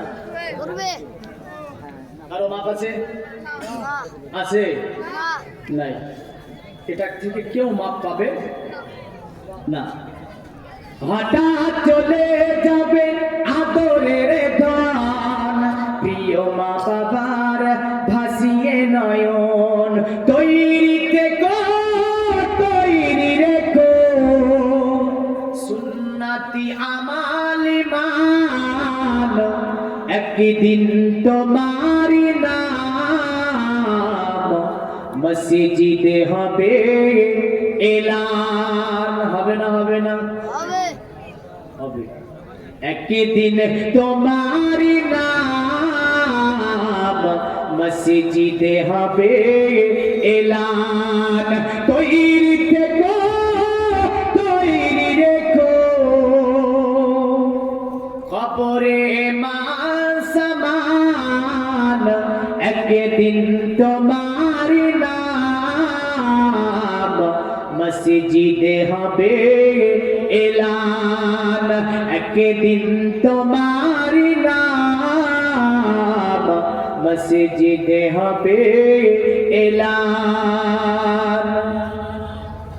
নামে সামজারি করিবে এত, বন্ধ হয়ে যাবে জীবন নাটক। নামে সামজারি করিবে এত, বন্ধ হয়ে যাবে জীবন নাটক। বাহাদুর থাকিবে না দেহে যাইবন, ঘুরিয়ে বসন্ত আসিবে শ্রাবণ। আসবে না? আসবে না? আসবে। এই রক্তের তেজ থাকবে, অহংকার গৌরব ফিকির কি বলেন থাকবে না। একদিন সব চলে যাবে রে যুবক, যেমন করে বসন্ত চলে গেলে শ্রাবণের দেখা মিলে। একদিন গোড়াপে হতে হবে, মৃত্যুর কোলে আশ্রয় নিতে হবে, কবরে কাফন করিয়ে নিয়ে যাবে, নিয়ে যাবার পরে রেখে দেবে। আপনার সকলে মাটি দিবে, মিনহা খালাকনাকুম ওয়া ফিহা নুঈদুকুম ওয়া মিনহা নুখরিজুকুম তারাতান উখরা। মানুষেরা চলে আসবে, ফেরেশতা নুজুল হবে, বলবে মান রাব্বুকা মা দিনুকা মান নাবিয়ুকা মা কুনতা নাকুলু ফি হাজা হাক্কে রাসূলে মুহাম্মাদিন সাল্লাল্লাহু আলাইহি ওয়াসাল্লাম। সেই দিন যদি আপনার কাছে ব্যালেন্স না থাকে, সেই দিন যদি আপনার কাছে পুঁজি না থাকে, সেই দিন যদি আপনার কাছে মানি না থাকে, আপনি মনে রাখবেন সেই দিন কিন্তু আপনি পরিত্রাণ পাবেন না। তাই বলবো কবরের পুঁজিটা নিয়ে যাবেন দুনিয়ার জমিন থেকে। অনেক আপনি গাড়ি বাড়ি টাকা করি, এমন করে সন্তান সন্ততি বিবি বাচ্চা ভাই বোনের জন্য অনেকের জন্য গাড়ি বাড়ি তৈরি করেছেন, হাজার হাজার টাকা আপনি ব্যাংকে ব্যালেন্স করেছেন, এমন করে ছেলেদের জন্য লাখ লাখ কোটি কোটি টাকা ব্যয় করে বাড়ি তৈরি করে দিয়েছেন, গাড়ি কিনে দিয়েছেন, জমি জায়গা তৈরি করেছেন। কিন্তু মনে রাখবেন এই ছেলে আপনার জন্য কবরে যাবে না। এই ছেলে একদিন জমি জায়গা নিয়ে আপনার বুঝলেন কার ঝামেলা লাগাবে। এই পৃথিবীর মুমিন মুসলমান আপনার সঙ্গে ওঠাই যাবে। রাসূলুল্লাহ বলে, শোনো আমার উম্মত, দুনিয়ার জমিনে যখন তুমি জামাতাল ইনসান ইনকাতা আমারুহু ইল্লা মিন সালাসা সাদাকাতুন জারিয়া, আমার নবী বলে মানুষ মরে যাবার পরে তার জীবনের সব আমলকে বন্ধ করে দেওয়া হয়, মাত্র তিনটি আমল জারি থেকে যায়। আল্লাহর নবী বললেন এক নাম্বার হচ্ছে সাদাকায়ে জারিয়া। কি নাম বললাম? সাদাকায়ে জারিয়া। খোদার কসম, নবী যা বলেছে পৃথিবী পাল্টিয়ে যাবে, নবীর কথা পাল্টাবে। পৃথিবী বদলিয়ে যাবে, নবীর কথা বদলাবে না। তাহলে যেহেতু সাদাকায়ে জারিয়া জীবনের জন্য কি করেছেন, স্ত্রীকে গিয়ে মিজান হয়ে যাবে। রাসূলের একটা হাদিস আছে মিজান হয়ে যাবে, তো একটা নাকি কম হবে। ওই বান্দা বলবে আল্লাহ একটু অবকাশ দাও না, আমার স্ত্রী আছে, আমার বাচ্চা আছে, আমার ছেলে আছে, আমার বাবা আছে, আমার মা আছে। আল্লাহ বলবে বান্দা যাও, অবকাশ দিলাম তোরে। তো দৌড়াবে ছেলে, দৌড়াতে দৌড়াতে দেখবে মা, যে মা আপনাকে অত এই ঠান্ডা রাত্রি লালন পালন করেছিল, মাকে বলবে মা তুমি কি আমার চিনতে পারো, আমি তোমার ছেলে, একটা নাকি কম হয়েছে মিজানে। মা বলবে পৃথিবীতে আমার বিয়ে হয়নি, কোনো সন্তানের জন্ম দিইনি। ছেলে তাজ্জুব হয়ে বলবে মা দুনিয়াতে অনেক তোমার মতো দরদি কেউ ছিল না গো মা, কিন্তু তোমার ছেলের মিজান হয়েছে মা, একটা নাকি মাত্র কম হয়েছে গো মা। এ মা একটা নাকি কি দেওয়া যাবে না? মা বলবে আমি দুনিয়াতে কোনো ছেলের জন্ম দিইনি।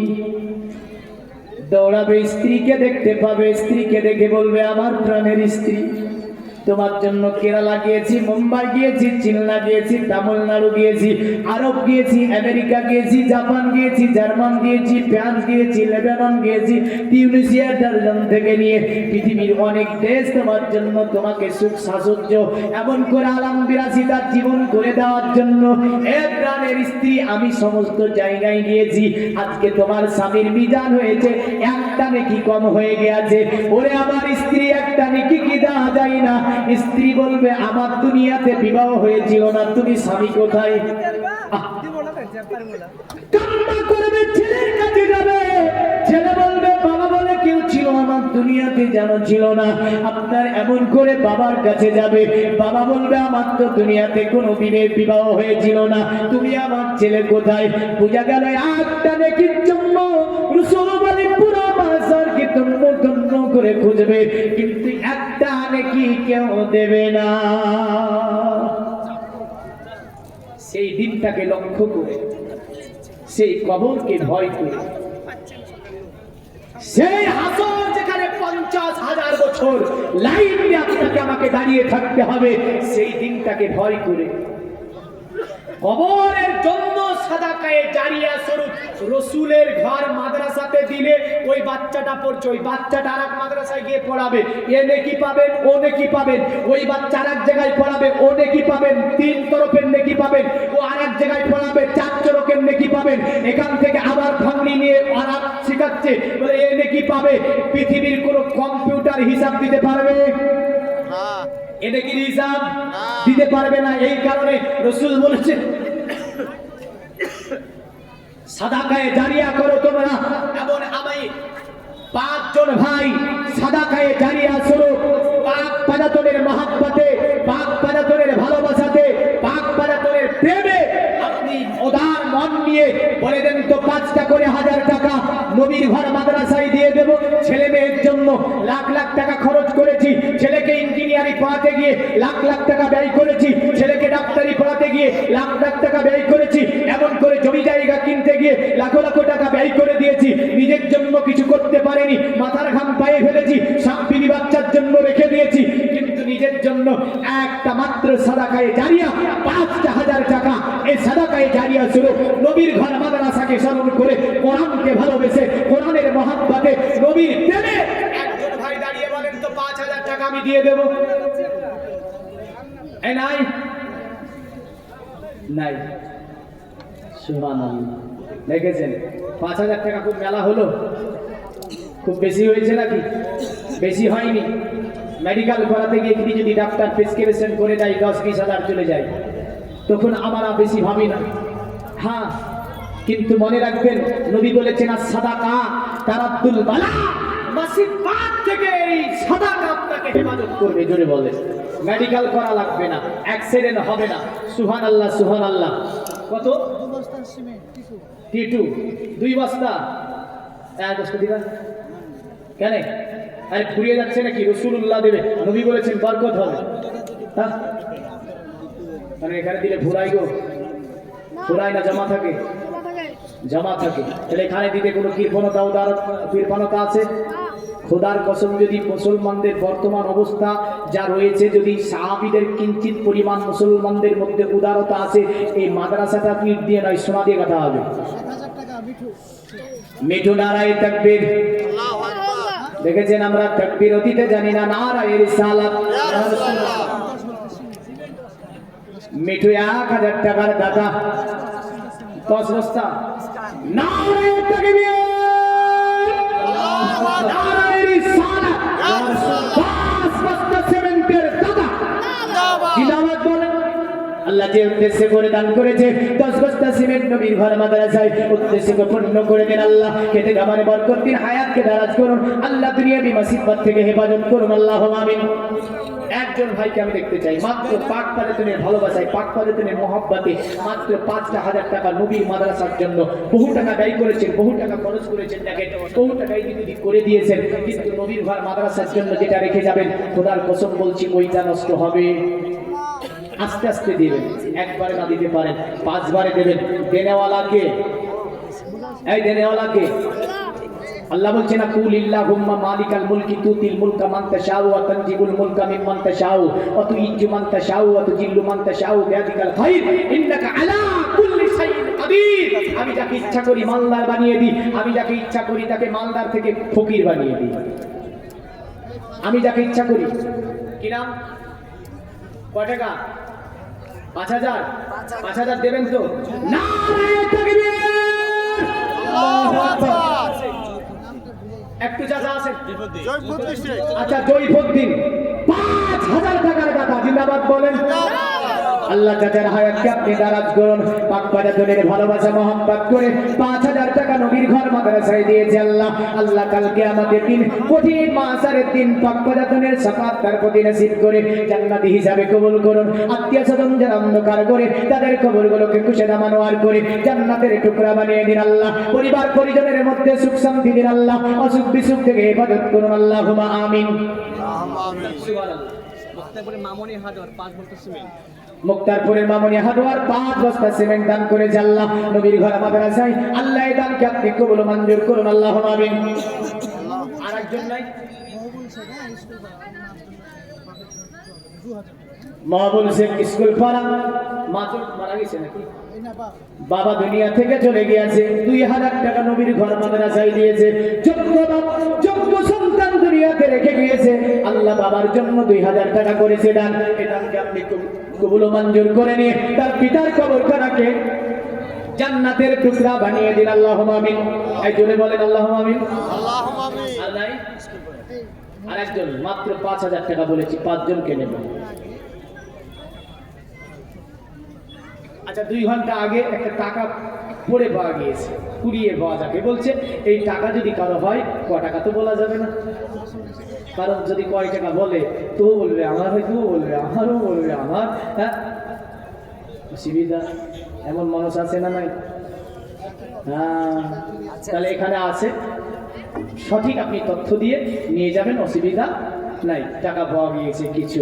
আর যদি মনে করেন যে না, যেহেতু পড়িয়ে গিয়েছে, গিয়ে মাদ্রাসা দিয়ে দিয়েছি, এসে বলে দিতে পারেন যে আমার টাকা বলি সাহেব এত টাকা ছিল মাদ্রাসায় দিয়ে দিলাম, সুবহানাল্লাহ। হ্যাঁ, এমনও করে দিতে পারেন। তো যাই হোক, দেখেন একজন চাচাকে পেয়েছি 5,000 টাকা পাক পাজাতুনের ভালোবাসায়, এবার হুসাইনের ভালোবাসায়, হাসানের ভালোবাসা একটা পেয়ে গিয়েছি, হুসাইনের ভালোবাসা, হুসাইনের প্রেম, হুসাইনের মোহাব্বত আমাদের অন্তরে আসে না নাই? নবীজি বলে চাল হাসান অল হুসাইন সাইয়্যিদা শাবাবি আহলে জান্নাহ। হাসান এবং হুসাইন হচ্ছে জান্নাতের নওজওয়ানদের সরদার। সুবহানাল্লাহ, সুবহানাল্লাহ। বেনামে আটটি দান করেছে নবীর ঘর মাদ্রাসায়। নারায়ে তাকবীর, জোরে বলবেন নারায়ে রিসালাত। আটটির দাতা আল্লাহ কবুল করুন, কবুল করুন। নবীর ঘর মাদ্রাসায় দিয়েছে আল্লাহ, কবুল ও মঞ্জুর করে নিয়ে মুসিবত থেকে ইবাদত করুন আল্লাহ। এমন করে দুনিয়াবি মুসিবত দুনিয়ায় দাফন করে দিন, আসমানি বালাক আসমানে উঠিয়ে নিন, দুনিয়ার জমিন ইসলামের ছাত্রে শান্তিময় জীবন যাপনের তৌফিক দিন, আল্লাহুম্মা আমিন। এ দুনিয়ার নবীর মুসলমান, ইমাম হুসাইনের মহব্বত আর একজন আমি তরুণ যুবককে দেখতে চাই। দুনিয়াতে বহু ব্যয় করেছেন, বহু ফুরিয়ে ফেলেছেন, হুসাইনের ভালোবেসে নবীর ঘর মাদ্রাসায় মাত্র 5,000 টাকা দাঁড়িয়ে বলে দেন, দেনেওয়ালা আল্লাহ, আপনাকে মালদার বানানোর মালিক হচ্ছে আল্লাহ। আল্লাহ বলে কখনো ফকির থেকে আমি মালদার বানাই, আবার মালদারকে ফকির বানাই। জোরে বলবেন সুবহানাল্লাহ। এখন একটা মালদারের বাড়িতে খিটখাটি মারছে, মানে মালদারের বাড়ি তো দরজায় খিটখিট খিটখিট করে নাড়া দেয়। ভিতর থেকে আওয়াজ দিল কে? বলে আমি একজন সাইল ভিক্ষা চাইতে এসেছি। স্বামী অফিসে বাড়াবে, স্ত্রীকে বলছো গো স্ত্রী দেখো গেটের কাছে কোন সাইল ভিক্ষা চাইতে এসেছে, তারে ভিক্ষা দাও। স্ত্রী ভিক্ষা দিচ্ছে, স্বামী বলছে স্ত্রী শুধু ভিক্ষা নয়, টাকা লাগলে তারে টাকা দাও, খাবার লাগলে তারে খাবার দাও। স্ত্রী বলে ঠিক আছে জিজ্ঞাসা করি। ভিক্ষাটা নেওয়ার পরে দরজাকে খুলেছে, দরজাকে খুলে ভিক্ষা দিতে যাবে, ভিখারির মুখের দিকে তাকিয়ে স্ত্রী অজ্ঞান হয়ে পড়ে গেল। স্বামী দৌড় দিয়ে আসার পরে বলে কি হয়েছে? ভিখারি তো পালিয়ে গেল সেখান থেকে। স্ত্রী জ্ঞানটা ফিরল, স্বামী জিজ্ঞাসা করে আমার স্ত্রী কি ব্যাপার, তুমি তারে ভিক্ষা দিতে গিয়ে এমন করে কেন পড়ে গেলে? কি বলেছিল তোমারে, কোনো খারাপ কথা বলেছিল নাকি? স্ত্রী বলল না গো স্বামী, আমাকে কোনো খারাপ কথা বলে নাই। এ স্বামী, তবে আল্লাহর কুদরত বড় বোঝা বড় মুশকিল। যাকে আমি ভিক্ষা দিতে গিয়েছিলাম আপনি তো জানেন, পূর্বে আমার একটা বিবাহ হয়েছিল। আমার যে বিবাহ হয়েছিল ওই স্বামী ছিল বড় মালদার। একদিন আমার দ্বারে ভিখারি এসে দাঁড়িয়েছিল, আমি তাকে ভিক্ষা দিতে গিয়েছিলাম। আমার স্বামী বলেছিল ওই ভিখারিকে যদি তুই ভিক্ষা দিস তোর অপরে 3 তালাক থাকলো। আমি ভিক্ষা দিয়ে ফেলেছিলাম, তারপরে তো আমি তার কাছ থেকে ছাড় হয়ে যাই, অতঃপর তোমার বিবাহে আসি। আজকে ভিক্ষা দিতে গিয়ে দেখি ওই যে আমার পূর্বের স্বামী, যে স্বামী আমাকে বলেছিল তুই যদি ভিখারিকে ভিক্ষা দিস তোর উপরে 3 তালাক থাকলো। আল্লাহর কি কুদরত বোঝা যায় না যে ওই আল্লাহ আজকে ওই স্বামীকে আমার দ্বারে যেন ভিখারি করে হাজির করেছে। এই কারণে আমি অজ্ঞান হয়ে গিয়েছিলাম। আল্লাহ বলে শোন বান্দা, অতএব আমি আল্লাহ ফকিরকে মালদার বানাই আর মালদারকে কখনো আমি ফকির বানিয়ে দিই। আমি আল্লাহ বলে অতুইজ্জু মানতাশা অতুজিল্লু মানতাশা, আর আমি আল্লাহ ইচ্ছা করলে ইজ্জত দিই, আবার যদি ইচ্ছা করি আমি আল্লাহ অপমানিত করি। ইজ্জত যার মালিক কে? আল্লাহ। তাহলে হুসাইনের মহব্বতে একজন ব্যক্তিকে বলেছে মাত্র। আচ্ছা পাগড়ি হবে, কেউ চলে যাবেন না।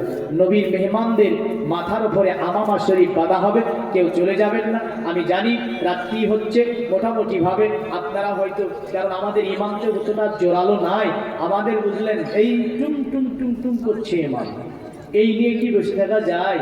তো যাই হোক, দেখেন হয়তো অনেকে ভাবছে যে আদায় করছে পালাই, এটা প্রতিষ্ঠানের একটা প্রতিষ্ঠান, শিক্ষা প্রতিষ্ঠান, এখানে এগুলো না হলে চলবে না। চলবে কালেকশন করতে তো আমরাও ভালোবাসি না, ওয়াজ করে চলে যাব ভালো লাগবে, কিন্তু তবুও এটা একটা প্রতিষ্ঠানের ওপরই চলছে, আপনারাই দিয়ে চালাচ্ছেন।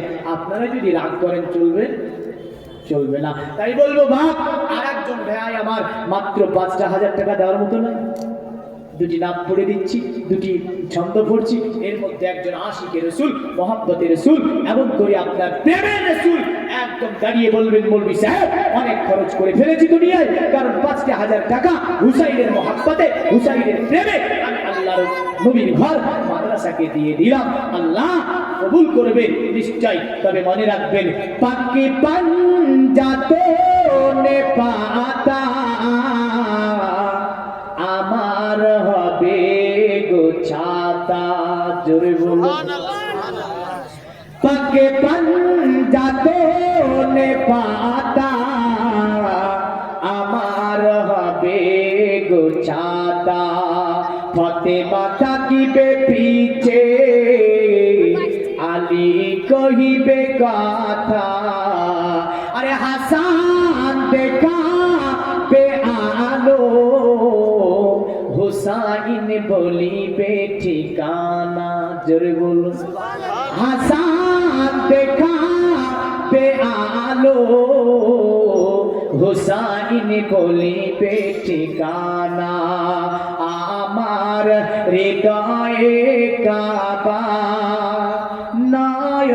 নয়নেতে মদিনা, আসোক যতই তুফান আমি কবু তো ডরি না,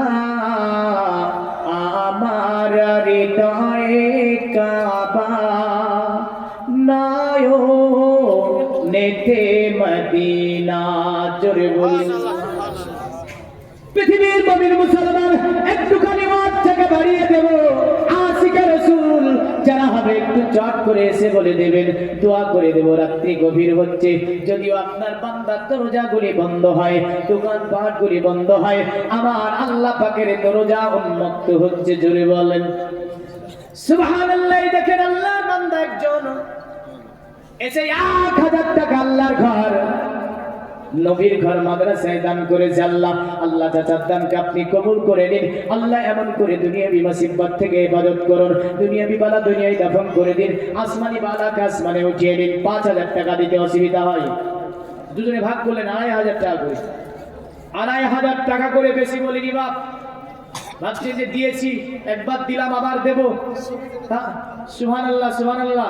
যদি ২,৫০০ করে না পারেন আপনারা সিমেন্ট বলে দিতে পারেন যে দুনিয়ার জমিনে ঘর তো বানিয়েছি বড় মার্বেল করে, এসি লাগিয়েছি, এ লাগিয়েছি, ও লাগিয়েছি, নবীর ঘর মাদ্রাসায় কাজ হয় না, ২টি বস্তা সিমেন্ট দিয়ে দিলাম, কষ্ট করে হলো দিয়ে যাবেন কিনে, আল্লাহ এর মজুরিটা কবরে দিয়ে দেবে, জোরে বলেন সুবহানাল্লাহ।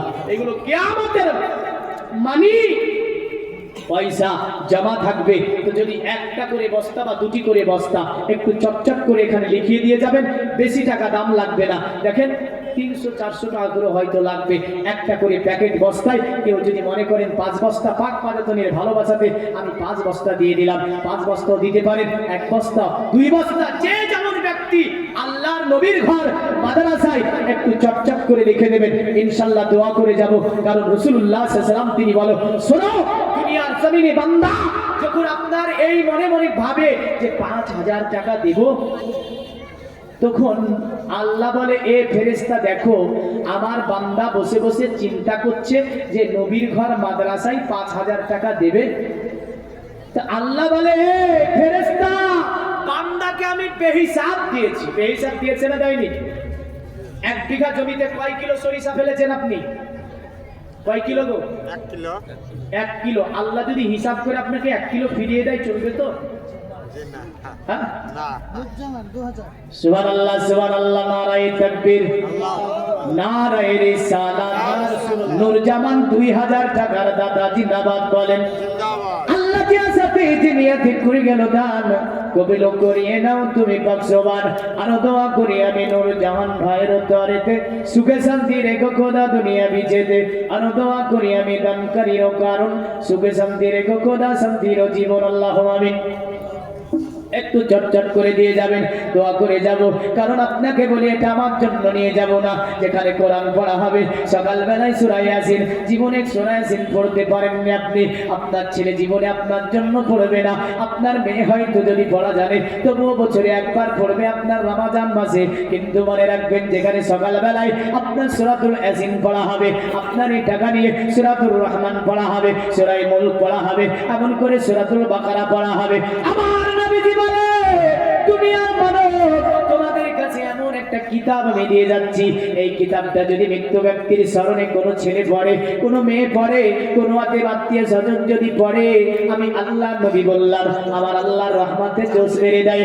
এমন করে ওই পিতা মাতার কবরকে আমার আল্লাহ পাকের রহমতে জোশ মেরে রিয়াজুল জান্নাত বানিয়ে দেয়। সুবহানাল্লাহ, সুবহানাল্লাহ। তাই বলবো একটু চটচট করে দিয়ে যাবেন, ইনশাআল্লাহ ওয়াজটাকে একটু সামনের দিকে আগিয়ে দিই। আপনার যে ব্যক্তির কথা বলছিলাম, যিনার চরিত্র দেখে মা বুঝে ফেলছে ইনি কলেমা পড়েছি, কে ছিল গো? বেলাল রাদিয়াল্লাহু তাআলা আনহু। কেমন ব্যক্তি ছিল জানেন? ইসমাইল বুখারী রাহমাতুল্লাহ আলাইহি বুখারী শরীফের মধ্যে হাদিস আনছেন এইভাবে, একদা হযরত বেলাল রাদিয়াল্লাহু তাআলা আনহু তিনি রাসূলুল্লাহ সাল্লাল্লাহু আলাইহি সাল্লামের দরবারে আসতেন। দরবারে আসতে আল্লাহর নবীর গেটটা, দরজাটা যেন বন্ধ আছে। হযরত বেলাল দাঁড়ালো, দরজায় যেন খিড়কি নাড়া দিল। ভেতর থেকে নবী বলে, কে? বলে, ইয়া রাসূলুল্লাহ, আমি হচ্ছি বেলাল। ওগো নবীজি, আপনার সঙ্গে একটু আমি দেখা করতে এসেছি। হাবশী বেলাল রাদিয়াল্লাহু তাআলা আনহুকে আমার নবীজি বলল, বেলাল, ওগো বেলাল, তুমি আসতে পারো। হাবশী বেলাল তিনি আপনার দরজাটাকে খুলেছেন। যখনই দরজা খুলে ঢুকেছে, দেখছে যেন আমার নবীজি খাবার ভক্ষণ করছে। আল্লাহর নবীকে খাবার ভক্ষণ করতে দেখে বেলাল দাঁড়িয়ে গিয়েছে। আমার নবী বলে, বেলাল, এ বেলাল তুমি কেন এমন করে দাঁড়িয়ে গেলে? এ বেলাল, এসো আমার সঙ্গে একই থালাতে বসে তুমি খাওয়া দাওয়া করো। জোরে বলেন সুবহানাল্লাহ। এই কথাটাকে আপনার আমেরিকার সরজমিনে হ্যামিল্টন বলেছিল, শোন পৃথিবীর মানব, অতএব আমি রাসূলুল্লাহর চরিত্রের কথা বলতে গিয়ে তিনি বলেছিল, নবীজির একজন সাহাবী ছিল যার নাম ছিল বেলাল হাবশী। দেখতে কুৎসিত চেহারার মানুষ ছিল, কিন্তু নবীজির ঘরে বেলাল প্রবেশ করে তো নবীজি বলে, এ বেলাল, এ বেলাল, দাঁড়িয়ে থেকো না গো বেলাল, তুমি আসার পরে আমার থালাতে খাওয়া দাওয়া করে নাও। তাই হ্যামিল্টন বলেছিল, পৃথিবীর জমিনে উত্তমতম মানুষ দেখতে গিয়ে আমি যাকে খুঁজে পেয়েছি তিনি হচ্ছে আমিনার ছেলে আব্দুল্লাহ, জনাবে মুহাম্মদুর রাসূলুল্লাহ সাল্লাল্লাহু আলাইহি সাল্লাম। হ্যামিল্টন বলেছিল, আমি পৃথিবীর জমিনে যত মানুষ জ্যোতিষী থেকে নিয়ে জ্ঞানী গুণী বিজ্ঞানীরা আছে সকলের জীবনী দেখলাম, একটাই কারণে কৃষঙ্গ সিদ্ধান্তের ভেদাভেদ আমি যখন দেখলাম দুনিয়াতে, এই বিষয়টাকে জানার জন্য আমি সব কিতাব পড়ে ফেললাম। কিন্তু মুসলমানদের কিতাব আল কোরআন, মুসলমানদের কিতাব আল হাদিস যখন পড়তে লাগলাম, তখন মুসলমানদের গুরু, মুসলমানদের নেতা যিনি মুহাম্মদ সাল্লাল্লাহু আলাইহি সাল্লাম, তিনার চরিত্রে আমি মুগ্ধ হয়েছি। অতএব তিনার কাছে কোনো কৃষঙ্গ শ্বেতাঙ্গের ভেদাভেদ ছিল না, কোনো দাসী এমন করে কোনো মালদারের ভেদাভেদ ছিল না। আল্লাহর নবী এমন চরিত্র গঠন করে গেলেন যে বেলালকে নবীজি বলেছিল, ওগো বেলাল, তুমি আসার পরে আমার থালাতে বসে এক থালাতে তোমার সঙ্গে আমি নবীজি খাবার ভক্ষণ করব। বেলাল দাঁড়িয়ে বলছে, ইয়া রাসূলুল্লাহ, পৃথিবীর জমিনে অনেক রাজা বাদশাকে দেখেছি আমি বেলাল, কোন রাজা বাদশা এমন করে প্রজাদেরকে নিয়ে এমন করে এক থালাতে খাবারের কথা বলে না। ওগো নবীজি, কিন্তু আপনি, আমি কালো কুচ্ছিত চেহারার মানব, আপনার চেহারাতে আসমানের চন্দ্র হারা মানে না, মানে না, নবীর চেহারা আসমানের চাঁদ হারা মানে। এই কারণে অথর্ব বেদে বলেছে, অশ্ব মাসু গমারু হে দেবদত্তং জগৎপতি হসিনা সাধু গমান নমস্তে শবর্গে গুণ নিবিতম চিররন্না সোনা খোনাং হইনা প্রতি মুদ্দতি। বলল, উনি যিনি হবে, যিনি অবতার কলির কলকি, তিনি যেন বিশ্ব মানব হবে, তার সঙ্গে পৃথিবীর আর অন্য কোন মানুষের তুলনা হবে না। বলে কেন গো?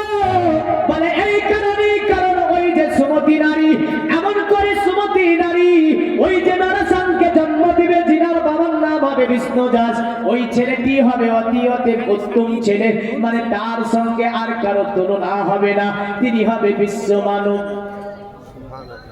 নবীর সঙ্গে কারো তুলনা হবে বলা যাবে? নবী ওমর মুখের মতো ছিল, মানুষ আমার মতো ছিল বলা যাবে?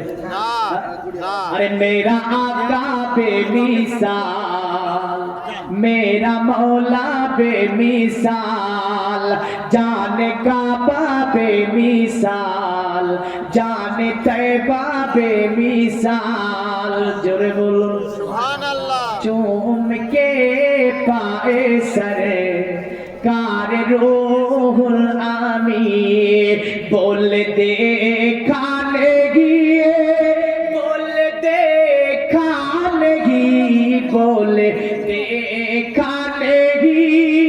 आप जैसा हंसी के मेरे आका की को ई मिसालों नहीं। বুঝতে পারেননি? বুঝতে পারলে সুবহানাল্লাহ বলতেন। আমি তো জানতে পারছি, সুরটা শুধু শুনছেন। কবি বলছে কি, চুমকে পায়ে সর কারে রুহুল আমিন, জিবরিলে আমি আমার নবীজির কদমে চুমা দিল, বলে দেখা নেহি।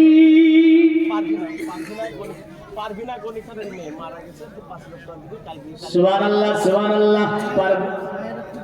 পারভিনা গনি খানের মেয়ে ৫,০০০ টাকা দান করেছে আল্লাহ। দুনিয়ার জমিন থেকে তিনি চলে গিয়েছে, ওগো আল্লাহ তেনার জন্য দান করেছে আল্লাহ। তেনার কবরখানাকে ওনার মা দান করেছে আল্লাহ। আল্লাহ মা দুনিয়াতে বেঁচে আছে, মেয়ে দুনিয়া থেকে চলে গেছে, ওগো আল্লাহ মেয়ের কবরখানাকে আপনি জান্নাতের টুকরা বানিয়ে দিন, কুশাদা মানোয়ার করে আল্লাহ তার কবরে জান্নাতের বিছানাকে বিছিয়ে দিন। সকলে বলুন আল্লাহুম্মা আমিন।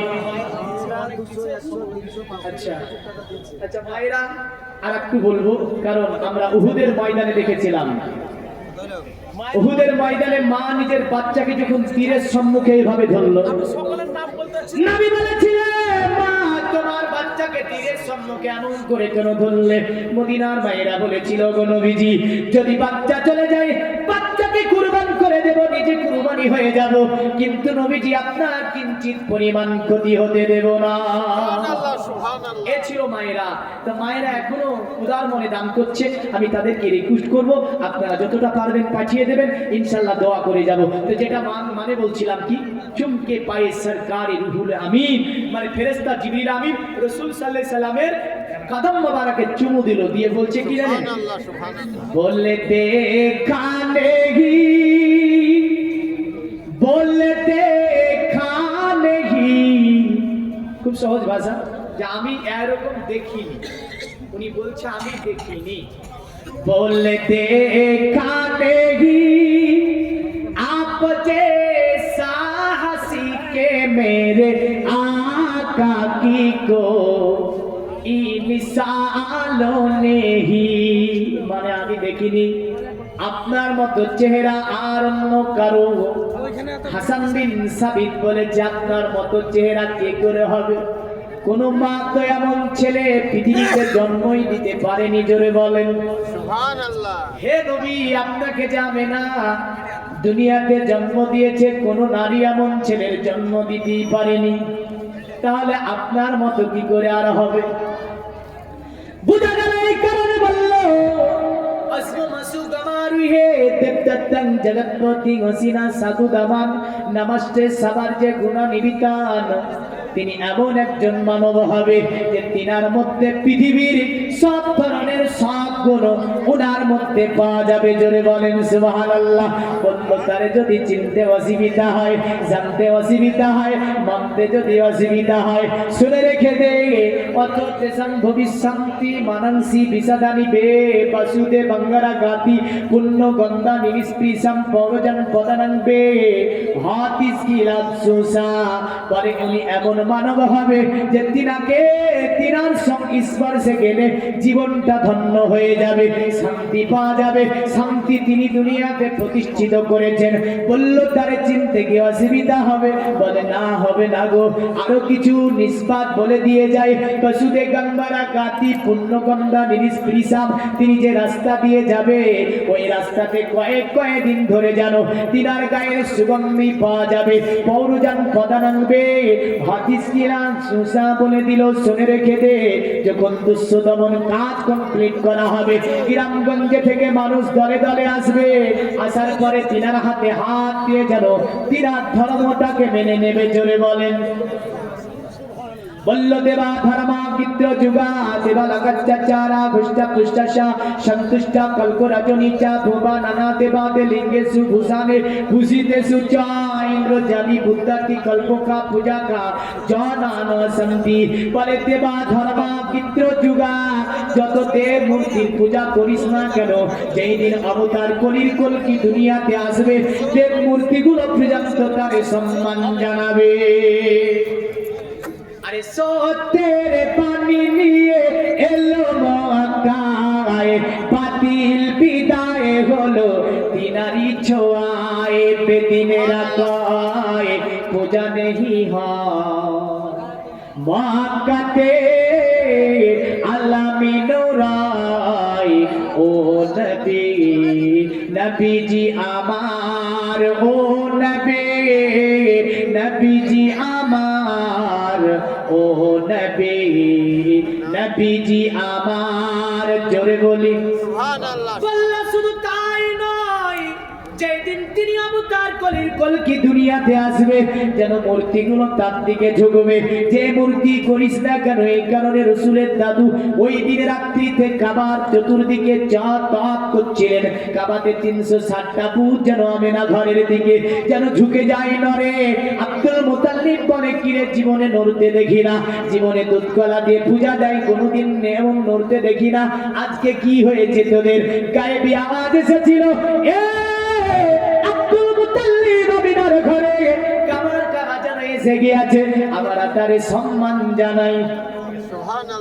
বলল সন হুষ্টং পুষ্টং শাসং তুষ্টং কল্পরজুনি চাবুবা নানা দেবাদি লিঙ্গে সুভূষানে ভূষিতে চুচা। তবে তিনি অবতার কলির কলকি ভুবনে পদার্পণ করাতে কি হবে? যে পশুটার স্তনে দুগ্ধ ছিল না, পশুর স্তনে দুগ্ধ আসবে।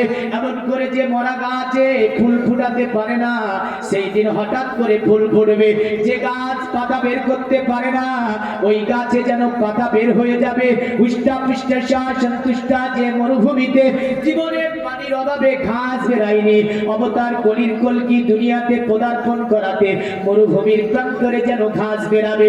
শুধু তাই নয়, বলে হুষ্টা পুষ্টা সন্তুষ্টা কল্প রাজুনি চা ভুবা নানা দেবাদে লিঙ্গে সুভূষানে ভূষিতে সুচা।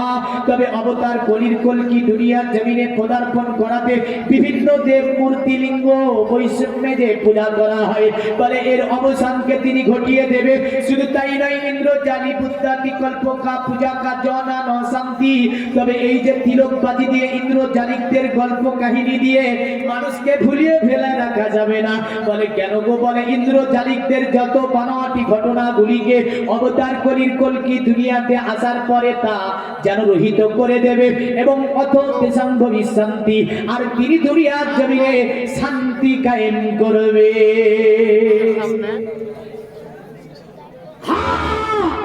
দুনিয়ার মুমিন মুসলমান তবে বুঝে যাবেন আমার নবীজি সাল্লাল্লাহু আলাইহি ওয়াসাল্লাম এসেছিলেন দুনিয়ার মাঝে শান্তি কায়েম করতে। কারণ তিনি আপনার ছিলেন এমন একজন উদার প্রাণের মানব, তিনি এমন আপনার রহমতের মানব ছিলেন, তিনি এমন দয়ার সাগর ছিলেন, তিনি এমন ভাবে আপনার প্রতিটা জাতিকে দেখেছেন। পৃথিবীর জমিনে যদি বলেন সম্প্রীতির ডাক কে দিয়েছিল, নাম প্রথম নম্বরে আসবে মুহাম্মদ সাল্লাল্লাহু আলাইহি ওয়াসাল্লাম। ভাতৃত্ববোধকে বজায় রেখেছিলেন তিনি দুনিয়াতে, এই শিক্ষা যিনি দিয়েছিলেন তিনি নাম হবে আব্দুল্লাহ ছেলে মোহাম্মদ। দুনিয়ার জমিনে ভালোবাসা যিনি শিখিয়েছিলেন তিনার নাম হবে আব্দুল্লাহ ছেলে মোহাম্মদ। দুনিয়ার জমিনে প্রেম শিখিয়েছিলেন যিনি, তিনি হবেন আব্দুল্লাহ ছেলে মোহাম্মদ। আর আজকে মুসলিমদের দাড়ি দেখলে বলে সন্ত্রাস। যারা বলে মুসলিমকে সন্ত্রাস, ওর বাপ সন্ত্রাস, ওর দাদু সন্ত্রাস, ও 14 গোষ্ঠী ইতিহাসে সন্ত্রাস বলে। কিন্তু মনে রাখবেন, কোন যুগের ইতিহাসে কোন মুসলমান কাজ পর্যন্ত কেউ সন্ত্রাস প্রমাণ করতে পারেনি, কিয়ামত পর্যন্ত পারবে না। জোরে বলেন সুবহানাল্লাহ।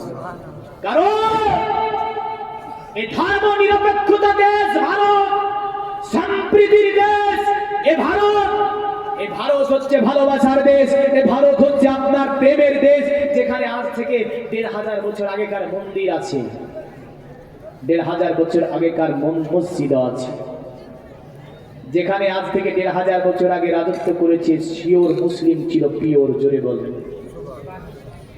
যদি মুসলমান সন্ত্রাস হতো, তোর মন্দিরগুলো ভারতে একটাও দেখা যেত না। এই মোগল কত শক্তি ছিল জানেন? মোগলের কাছে এসে একজন বলছে, হুজুর সনাতন ধর্মে, আমি হচ্ছি সনাতনী, মানে আমি হিন্দু, আপনি বাদশা, আপনি তো মুসলমান, আমি সনাতন, একটা বিচার দেব, নেবেন? বাদশা আলমগীর বলল, কি বিচার বল? বলে, হুজুর একটা মশলা বলেন তো। বলে, কি মশলা? বলে, কোন হিন্দুর মেয়েকে কি মুসলমানের ছেলে বিয়ে করতে পারে? বাদশা আলমগীর বলল, হিন্দুর মেয়েকে মুসলমানের ছেলে বিয়ে করবে কি করে? কারণ ও তো হিন্দু ধর্মের, এই মুসলমান ধর্মের হবে না। বলে, তাই যদি না হয়, আপনার ভাতিজা আমার কন্যাকে বিবাহ করতে চেয়েছে। বিরাট বিচার। আলমগীর বলল, তাই নাকি? বলে, হ্যাঁ। বলল, যদি আমার ভাতিজা তোর মেয়েকে বিবাহ করতে চাই, বিবাহের আয়োজন করতে হবে। বলে, এটা কি অবিচার নয় বাদশা? আপনি তো এই মাত্রই মশালাকে চেঞ্জ করলেন। আলমগীর বলল, বাদশা আলমগীরের মশালা এমনই হয়। বলে, যা বাড়ি যা, মেয়েকে তৈরি কর, ভাতিজা যেহেতু বিবাহ করবে।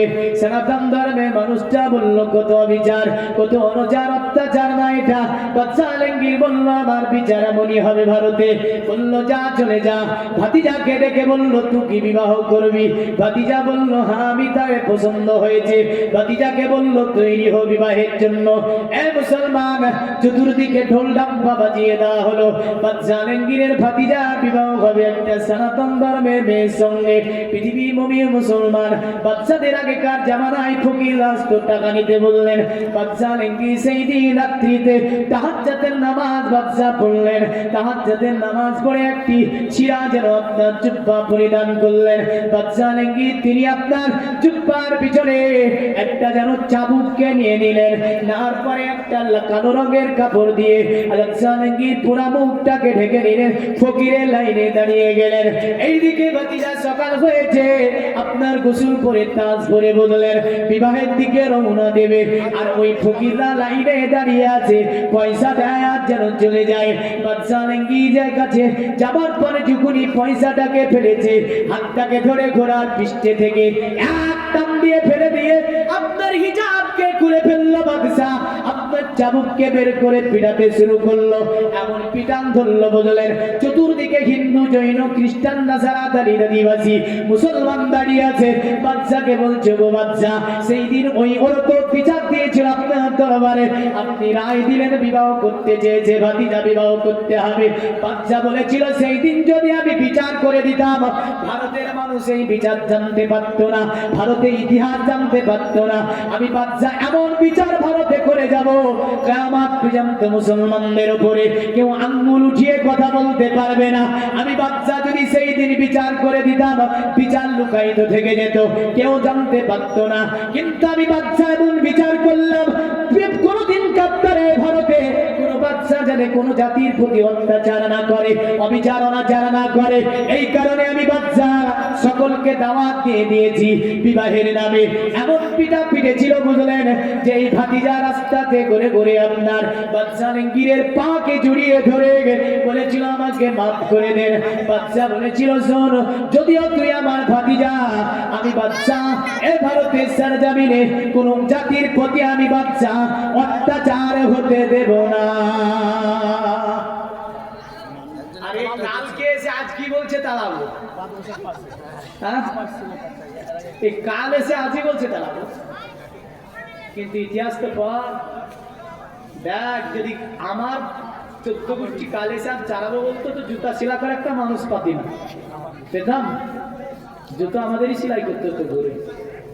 আরে কাল এসে বলে কোনো বাংলাদেশ কোনো পাকিস্তান, আর আল্লাহ বলে কবরস্থান আছে।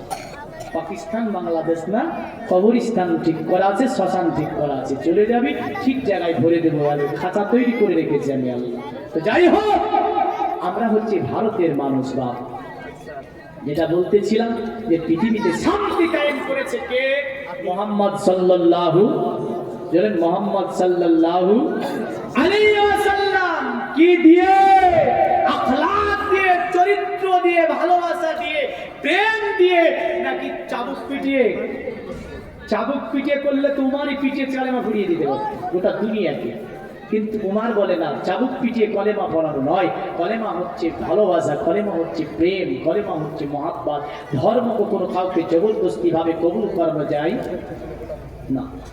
পৃথিবীর মুমিন মুসলমান তো বলতেছিলাম, হযরত হাফসি বিলাল রাদিয়াল্লাহু তাআলা আনহু, তিনি আপনার যখন দাঁড়িয়েছিল, নবীজি বলেছিলেন, এ হাফসি বিলাল, এসো তুমি আমার তালাতে খাওয়া দাওয়া করে নাও। বিলাল বলেছিল, ওগো নবীজি, আপনার চেহারাতে যেন 14 তারিখের চাঁদ হার মানে, আপনার চেহারা থেকে লাইট বের হয়, কারণ আপনার চেহারাতে অন্ধকার রহিত হয়। জোরে বলেন। এটা শুধু আমাদের কিতাবে আছে তা নয়, সনাতন ধর্মে বেদে আছে, চিরনন্না সোনা খোনা হইনা প্রতি মুত্তাতি, মানে যিনি এই তিনি হবে, মানে অবতার কলকি, তিনার চেহারা থেকে আলোক রশ্মি বিচ্ছরিত হবে, তা থেকে যেন অন্ধকার দূরভূত হবে।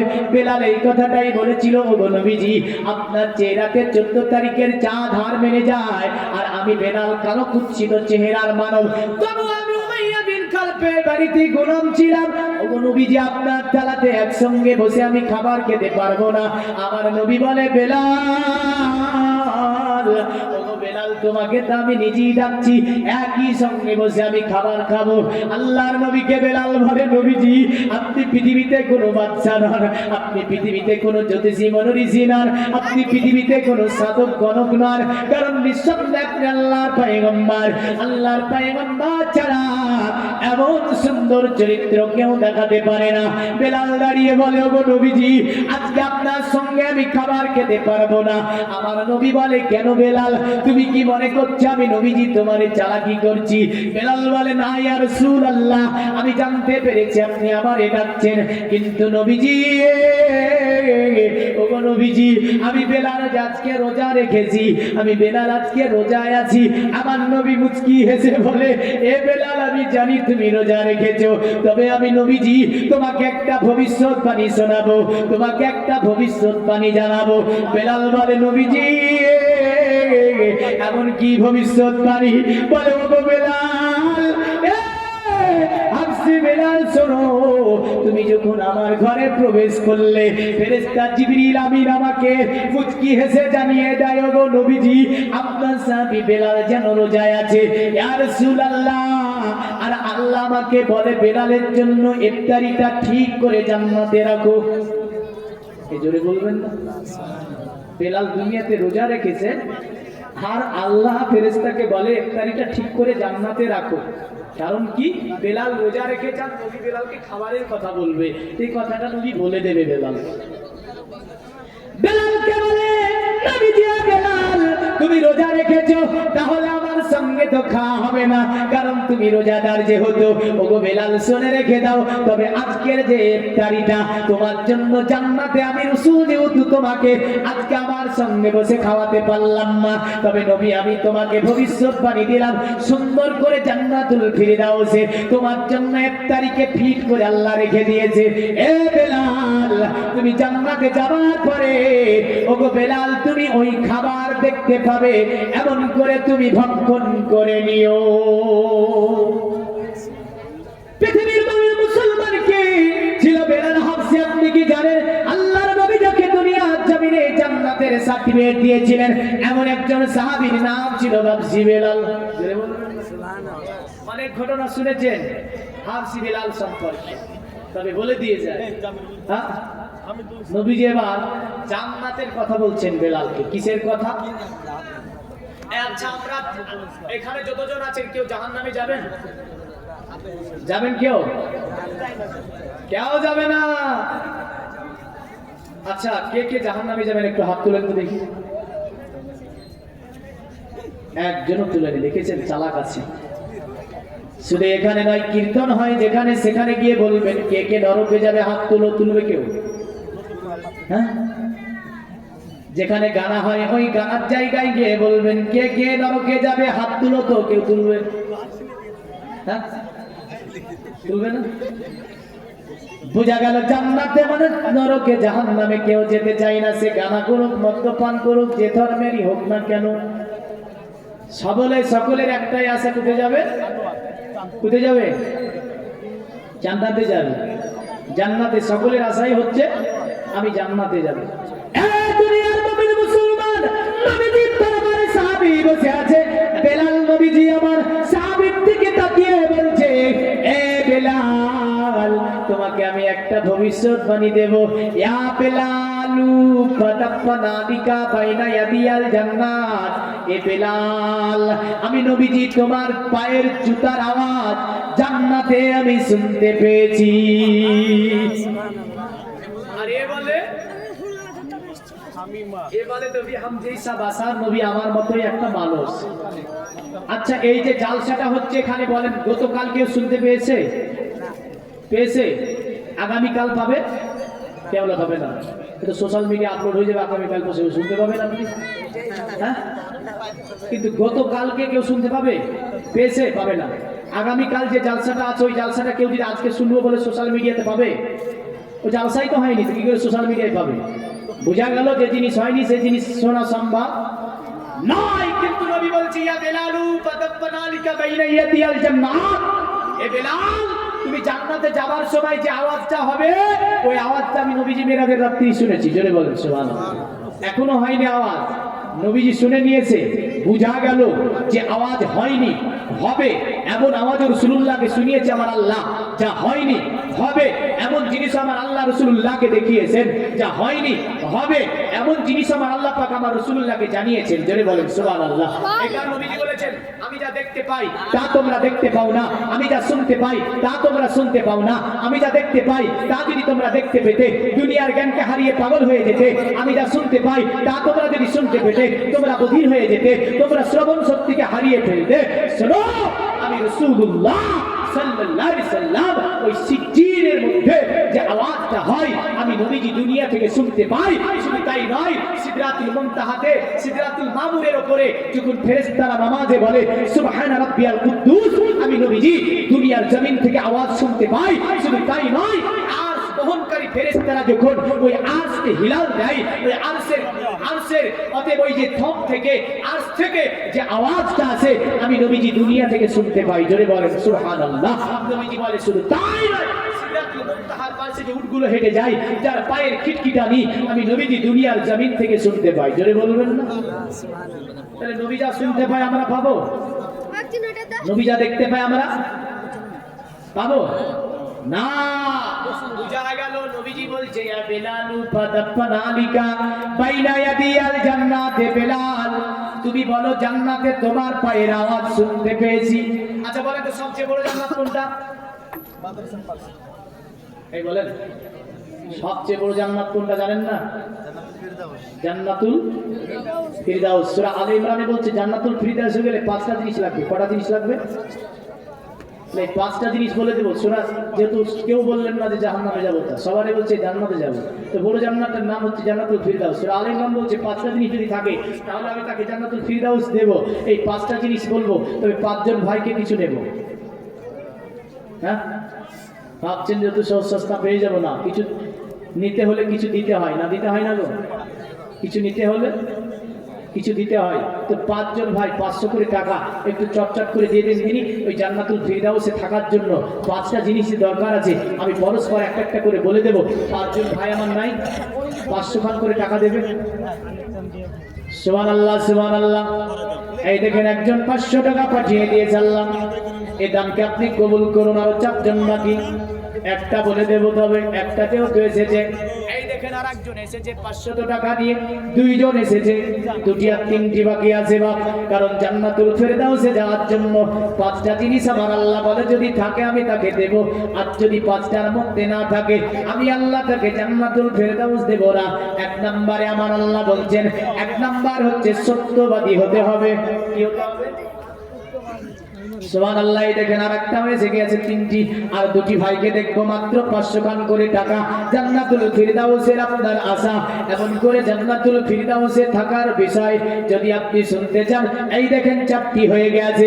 আর একজন ভাই চট করে উঠে বলে দেন, বলবি স্যার বিভিন্ন জায়গায় গিয়েছি, বিভিন্ন কথা শুনেছি, কিন্তু বড় জান্নাতে থাকার জন্য 5টা জিনিস যেহেতু দরকার আছে, বলছেন আমি তো তাহলে আজকে শুনেই যাব, 5টা জিনিস আমার মধ্যে আছে কিনা তাও দেখবো, যদি না থাকে তৈরি করবো, হ্যাঁ না, না থাকে তৈরি করবো। আর একজন ভাই চাপ করে বলে দেন, বলবি সাহেব আমি 500 টাকা দিলাম, 5টা বুঝে গেল, এবার আপনি তাড়াতাড়ি বলেন যে জান্নাতুল ফিরদাউস সবচেয়ে বড় জান্নাত যে বলছেন, এই জান্নাতে থাকার জন্য 5টা জিনিস লাগবে, বলেন আমার জীবনে আমি মিলাই, না থাকলে তৈরি করি। সুবহানাল্লাহ, সুবহানাল্লাহ। আচ্ছা, মা বোনেদের তরফ থেকে 5জন দেবেন। এইদিকে মোটামুটি বুঝে গিয়েছে, মায়েদের তরফ থেকে 5জন, কারণ ভাবছেন যে এত বড় জিনিস এত অল্প টাকায় পেয়ে যাচ্ছেন, এই তো করো, হ্যাঁ না? জান্নাতুল ফিরদাউস এত বড় জিনিস, কারণ আল্লাহ পাক তিনি তো বলেই দিয়েছেন তোমাদের দুনিয়ার মাল সন্তান সন্ততি এগুলো দুনিয়ার পুঁজিপাটা, কিন্তু মনে রেখো এগুলো থেকে আল্লাহর কাছে মানে আল্লাহ যে জাহান্নামের আগুন থেকে তোমাদের কিঞ্চিত পরিমাণ এরা রক্ষা করতে পারবে না। তোমরা মনে রেখো দুনিয়ার মাল যদিও গাড়ি থাকে, কিন্তু আমি আল্লাহ যারা আমাকে ভয় করবে, রসুলকে মেনে নেবে, ওই বিষয়টাই তাদের পরের জগতের মাল হয়ে যাবে, আর ওটা ঠিক সে আল্লাহর জান্নাতে যাবে। জোরে বলেন সুবহানাল্লাহ। এখন আসি জান্নাতুল ফিরদাউসে যাওয়ার জন্য 5টা জিনিস মায়েদের তরফে আমি বলবো, আপনারা 5জন দিয়ে দেবেন। এইদিকে 1টা বাকি আছে, কটা? সুবহানাল্লাহ, সুবহানাল্লাহ।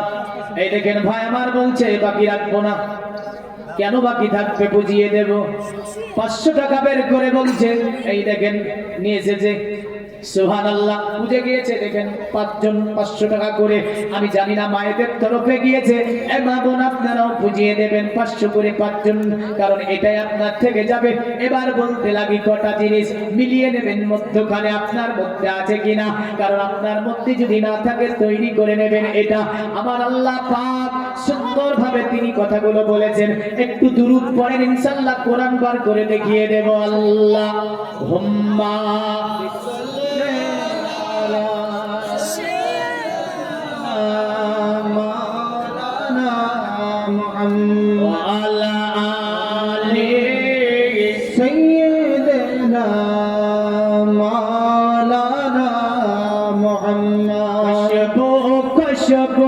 মিঠা মিঠা দয়ার নবীজির নাম, রওজা ফুলের বাগান।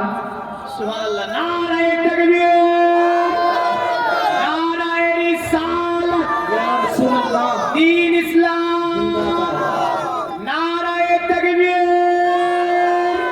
নারায়ে রিসালাত, মাসলা কে আলা হযরত জিন্দাবাদ, মাসলা কে আলা হযরত জিন্দাবাদ, নারায়ে তাকবীর।